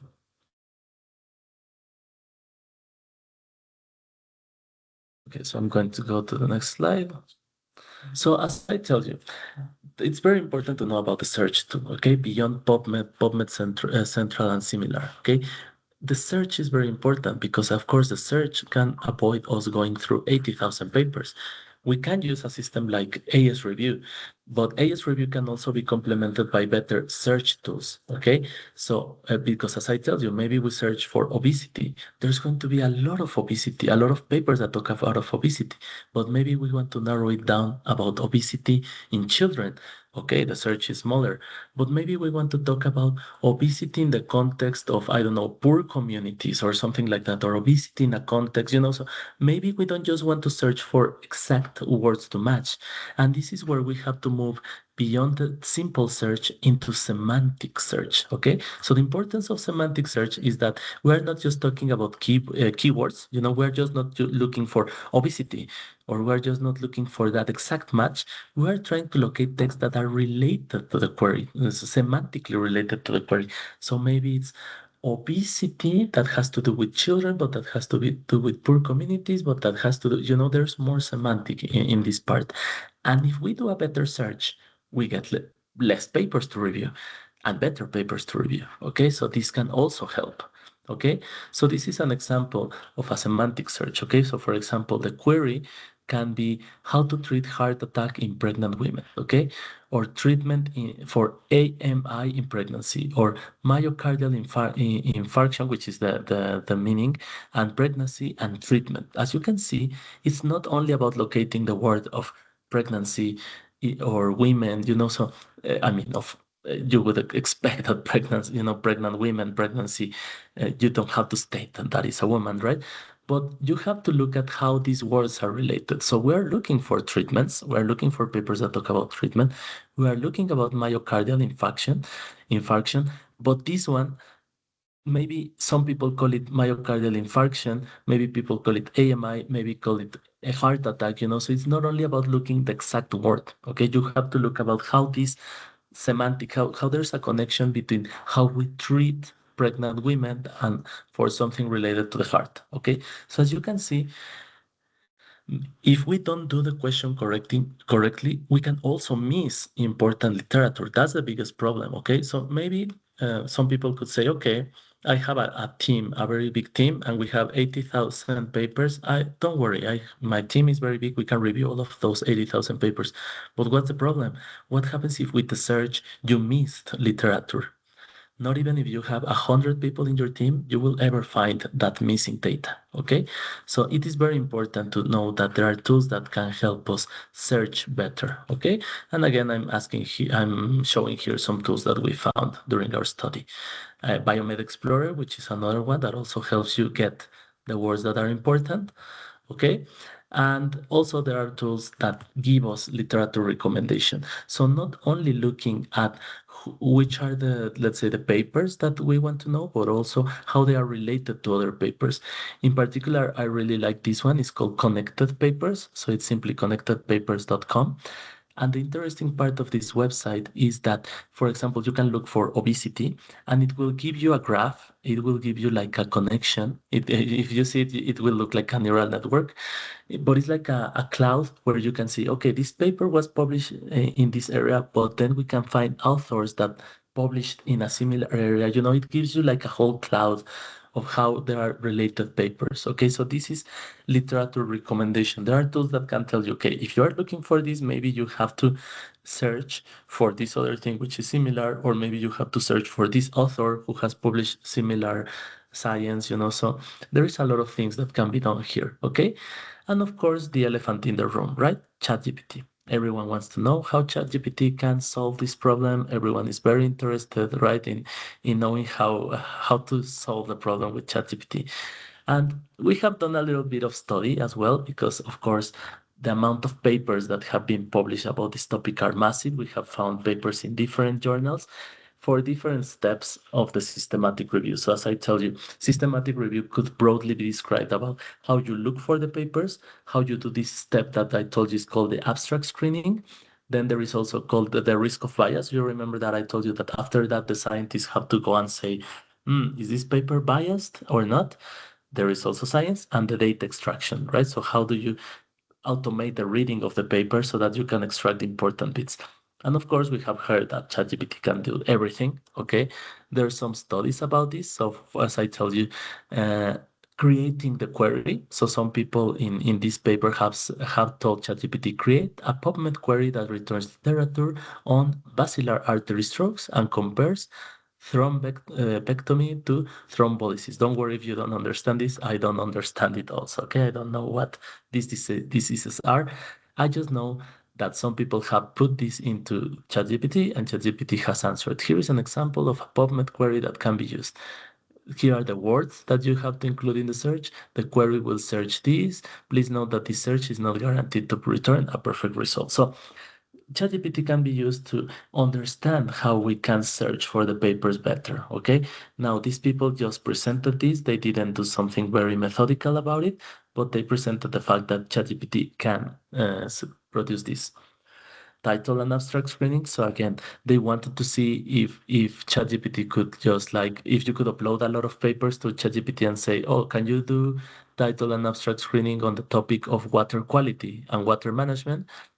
They found some interesting results, but as you can see, they are quite low. So their accuracy was reported on 70%, and they had a misclassification rate of 30%. Okay, so at the start, let's say they discovered that it wasn't that good, although they were able to increase the accuracy by using GPT classification using APA plus the abstract. Okay, so at the beginning they were just using the APA citation.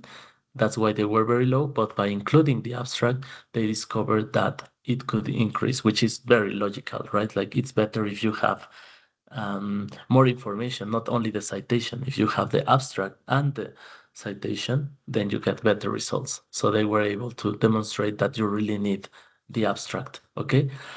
Another one that was presented here, ChatGPT was given some instructions, okay?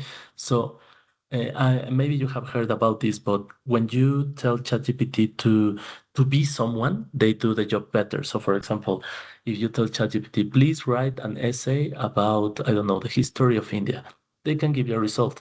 But if you say you are an expert on the history of India, please write.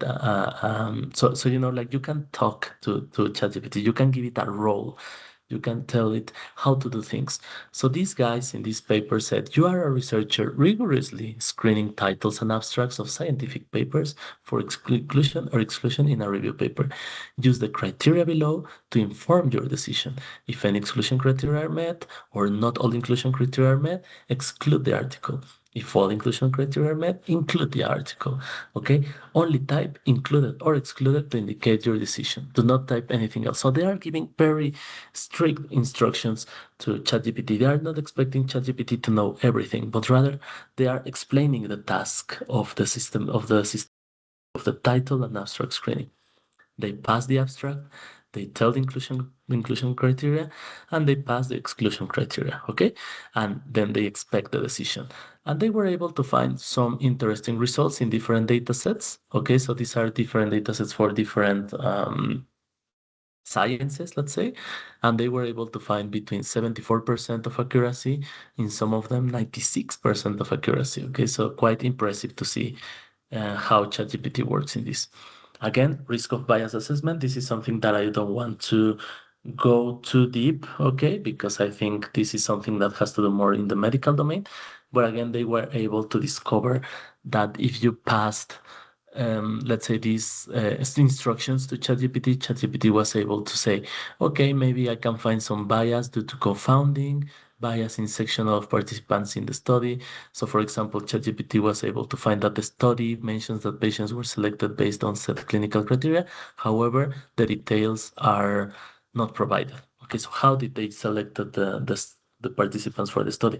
If a study in medicine doesn't tell you how they included the people, then it's not a good study. Okay, so also data extraction. So again, this is something that we know that ChatGPT can do very, very well. So for example, this part of finding things in a text, maybe some of you have done it, maybe some of you have heard about Notebook LM, which is maybe one of the most disruptive LLM tools out there, where you can now upload a lot of papers, up to 50, I think, at the moment, and you can create a podcast out of this collection, but also you can create summaries about these papers. And we know this is one of the things that ChatGPT does best, right? Like summarizing things, extracting information. So again, we are asking the system, can you do data extraction for mouth opening scores from the given text? So you can say, we are looking, I don't know, for this group and this group for this table and all of that. And ChatGPT can do it, okay? Based on the provided text, here is the data extraction for group-wise mouth opening scores. For group A, I have found this, and for group B, I have found this. ChatGPT is quite good at reading text, let's say, at summarizing text, so it can be done, okay?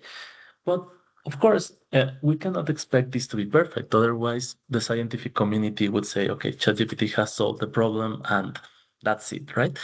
The first problem, of course, is privacy. Okay, and this is something that we have to acknowledge.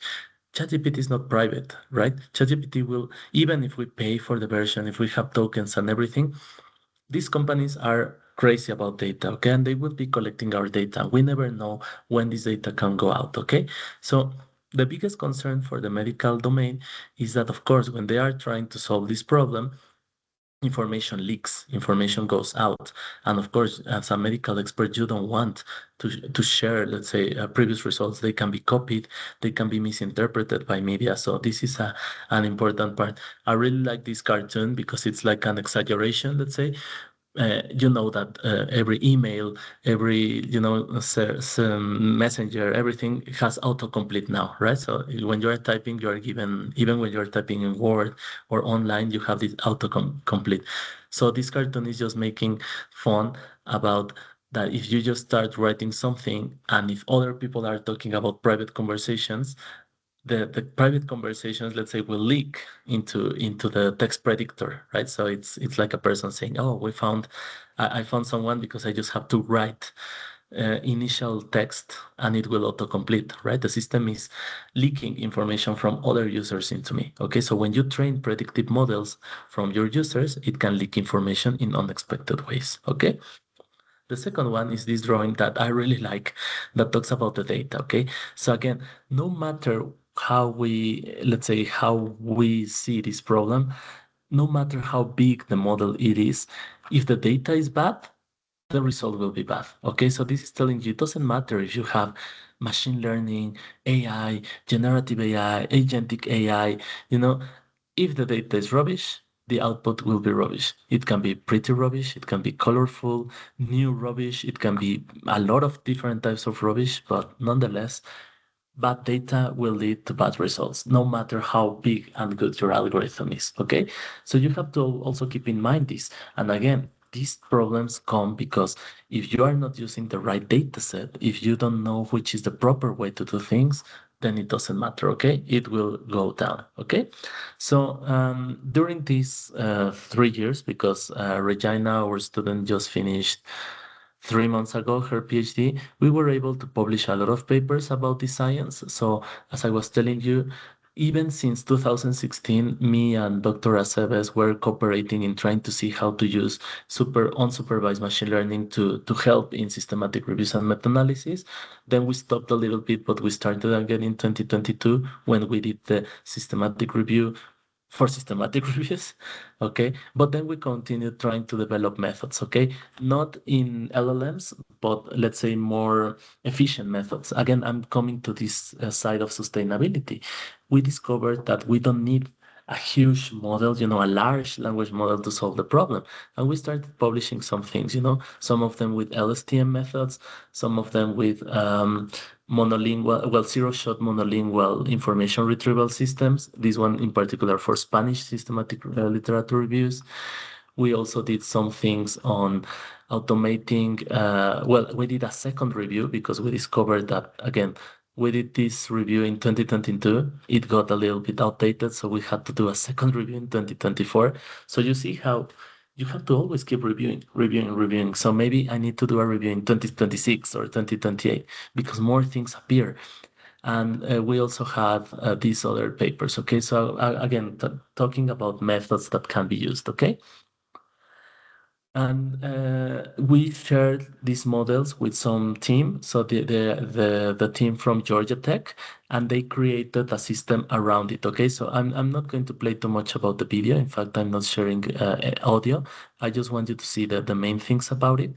So they grabbed some of our models and they created a usable software. Okay, that looks like this. So basically using the Picoterms, as I told you, the patient information and all of this, they created their own system using using our models to try to do update of reviews, multilingual and cultural nuances, and it looks like this. Okay, so basically it's like a search tool where you put the years of publication, you put a topic, for example, here diabetes management in elderly patients, and it gives you the search. Okay, and you can look for the Pico terms. You can see here in the column called Pico, you can see if the terms are the ones that you were looking or not. You can do some advanced. You can try to filter in, filter out these papers. Okay, so in fact they presented this at a hackathon, and it was placed second in the 2024 Red Hat Intel Hackathon. Here is the video of the updated tool, let's say, and you will see it's exactly the same, but let's say a bit more polished, okay, compared to the previous video. It talks about data sources, Pico extraction, data scholars. It talks about this that I was telling you, the Pico terms, patient intervention, comparison, and outcome. It talks about the system, and finally it shows a demo, okay, of how you can sort your papers. So again, how you can do these things, okay? So let me go forward. Okay. Is there any questions so far? No? So I know at this moment, I think we are 1 hour in on the session and we have half an hour left, right? Am I correct? No, sir. Okay, no, sir. I guess Yes, it's no sir. question. Half an hour left. Okay, that's good.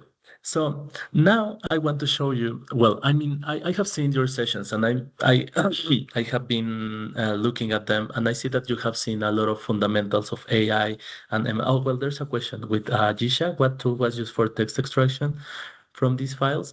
So from this example that I showed you before, in this one that I am showing you, to do the text extraction, we used what is called adapters. Okay, so the technique of adapters is kind of a large language model, but it's smaller. Okay, so the adapters, and that's why the name comes, it's because they adapt to a domain. Okay, you don't need to train like in ChatGPT for the entire internet. ChatGPT is prepared to read about cooking and about this and that.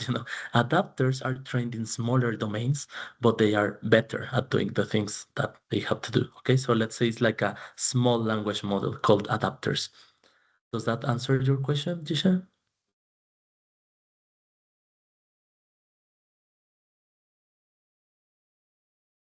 Yes, no, hopefully.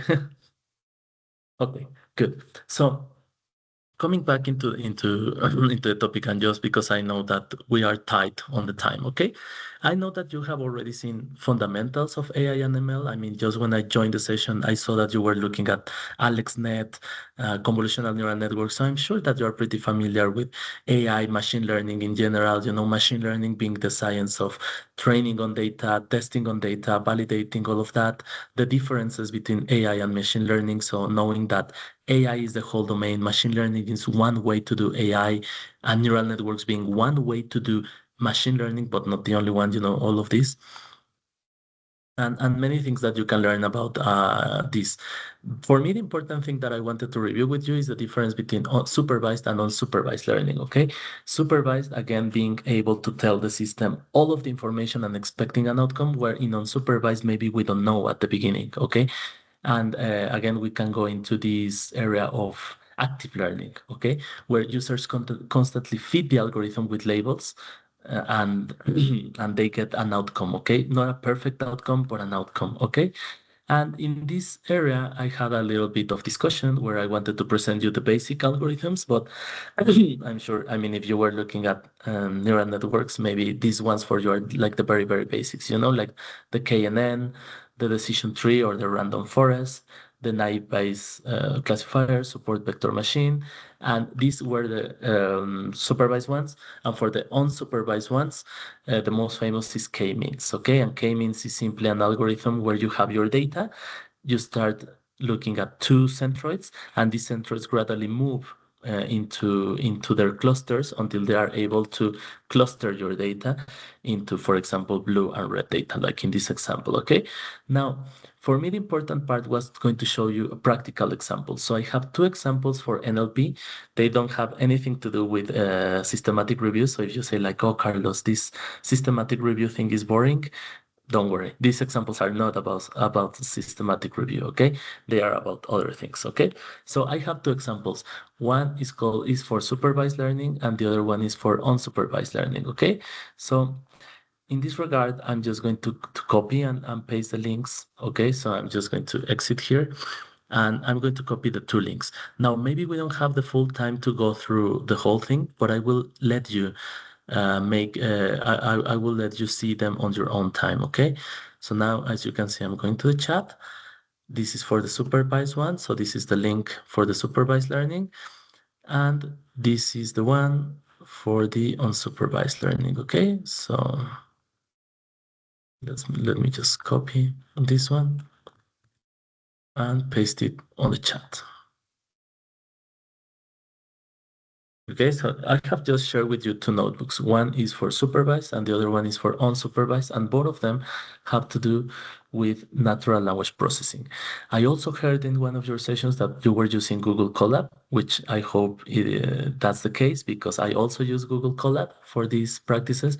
Google Colab is maybe one of the most used tools out there in terms of programming. Also, I use Python, as possibly everyone else that is doing machine learning, but I'm giving you also an example in R, okay? So this is the first one. So this is the unsupervised learning, and this is the supervised learning, okay? The supervised one, I'm doing it in R, and the unsupervised, I'm doing it in Python, okay? So what are we doing here? Okay, I'm just going to give you a brief walkthrough, and then on your own time, maybe you can have more time to do things, okay? Let's start with the supervised one. In the supervised one, we are going to do what is called Bayesian poisoning. What is Bayesian poisoning? Bayesian poisoning is basically, we talk about the classifiers, right? And there's one classifier called naive Bayes, okay? This classifier is vulnerable to Bayesian poisoning attacks. This is a technique used by email spammers to compromise the effectiveness of Bayesian spam filters by adding non-spam words to the end of spam messages, and thus fooling the system into thinking that it has found spam.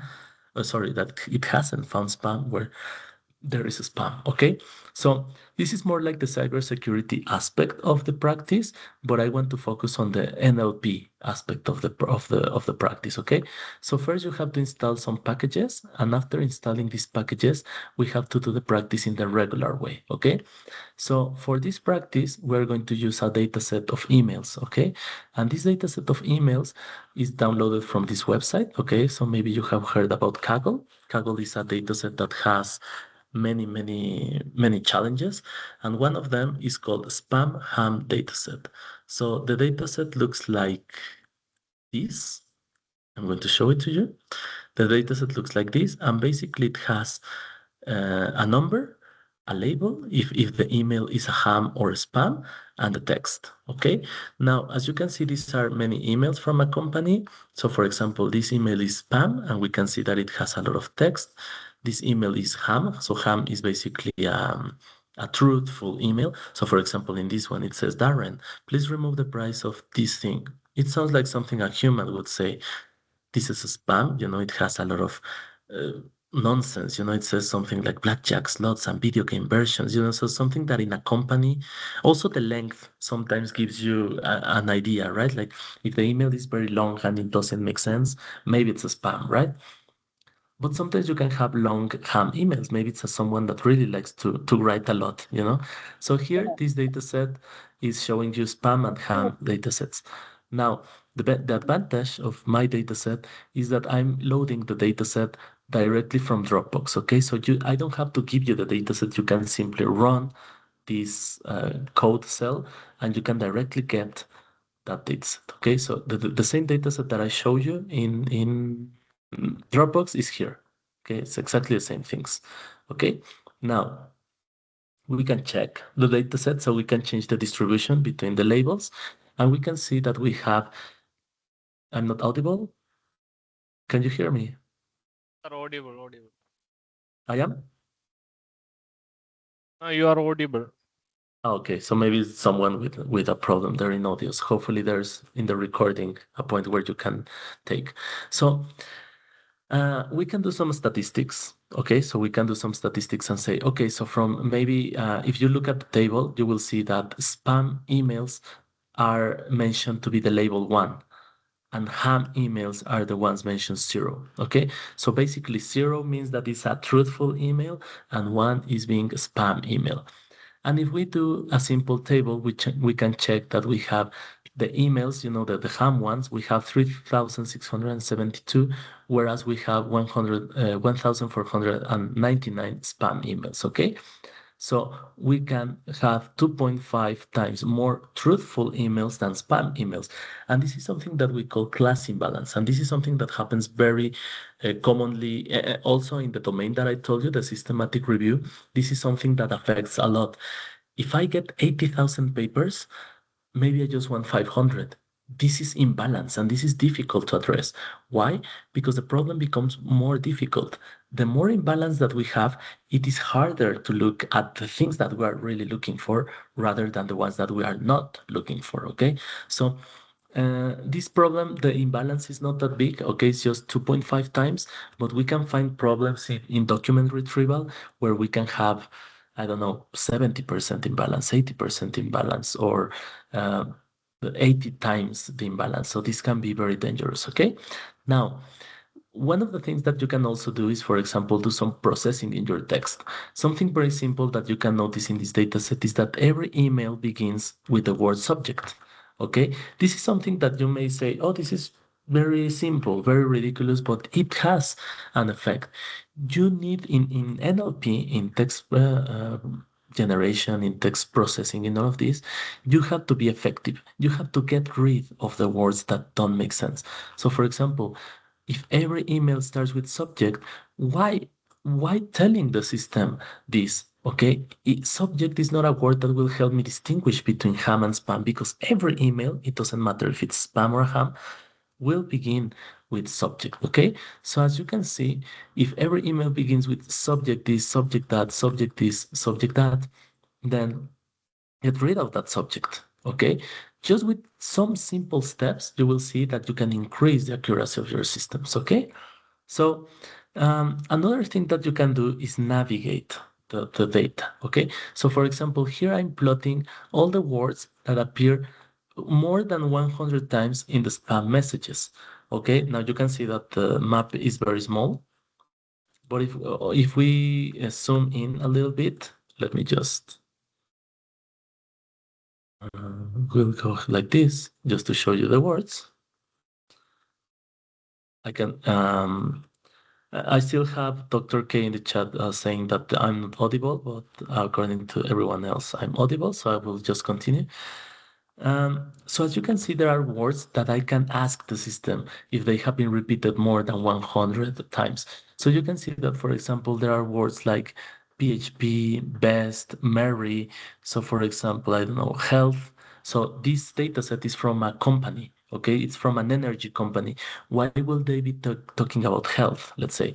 We can also see, for example, here the word Viagra, it's a medicine that we all know is announced in spam emails, meds. So also sometimes it's good to navigate before doing our machine learning systems, We could already say if the email says something about Viagra, it's a spam, because obviously we're talking about something that is spam, right? And we can also navigate and see the words that have to do with ham emails, or let's say truthful emails. Again, I'm going to do a little zoom in here to see the words. And you can see that, for example, maybe, can you see now? I'm trying to zoom the screen here. I don't know if you can, like this. Is it better? So now I'm zooming the screen more, if you can see it, or even more if you want. Okay, so I'm zooming here more in the words, and you can see, for example, that maybe you see words as something, well, maybe words that have nothing to do, but for example, names can be important. So for example, Megan, Jackie, or for example, December, so maybe words that have more sense in the context of the company. Let me just go back in case that someone didn't see these words. So I'm going to really, really zoom here. And again, you can see words that maybe have nothing to do with your company. I mean, there are order, register, email. These are words that can pass, but maybe there are words that should be considered as a spam. Maybe something like, as I was telling you, like Viagra, or something like meds, or something maybe, or even we have here like the number 161, which maybe has to do with the email, okay? So as I tell you, I'll go back to this. Even before going into machine learning and NLP, we can already start understanding things, okay? Now, one of the most important things in NLP is how you treat your words, okay? Your words are your features, okay? Every word that you have in your text is the feature of the text, okay? So, okay, now we have recovered the audio, okay? So in this term, what we can do is something that we call the document term matrix, okay? And this matrix, basically what it has is something like this. Email number 11 and the words that we have. Okay, of course, there are a lot of words. So we cannot use all the words. We have to get rid of words like the, we have to get rid on, all of these prepositions, very little words, we cannot include them. Otherwise, the system would go crazy. Almost every email would include or every email would include the, and all of these words, right? So we have to first do some trimming of words.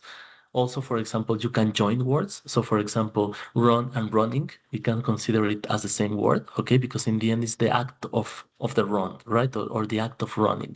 So you can do a lot of processes to get rid of words. And this is what is happening here, okay? We are only using the words that appear more often.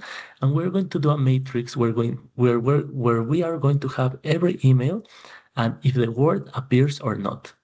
Obviously, this matrix is very sparse because it's more likely that a word doesn't appear than a word appearing. For example, Aaron. I'm sure that Aaron is a very nice guy in the company, but most of the emails don't talk about Aaron. Okay, like even the emails that we can see here so far, none of the emails talk about Aaron. Maybe there's an email in between, okay, but this matrix doesn't show it. There's a lot of emails here in between. Maybe there's one or two emails talking about Aaron. So as you can see, the problem is that the matrix mostly includes false than true. It's very hard to find it. You can find that true. So for example, email 5057 includes the word abdominal. Okay. Now, is abdominal something that we need or that we don't need? Well, it depends, as I told you. Maybe it's an email from an employee saying, "Oh, I have an abdominal pain. Can I work from home or something like that?" But maybe it's an email that is false. Maybe it's a spam email saying, "Hey,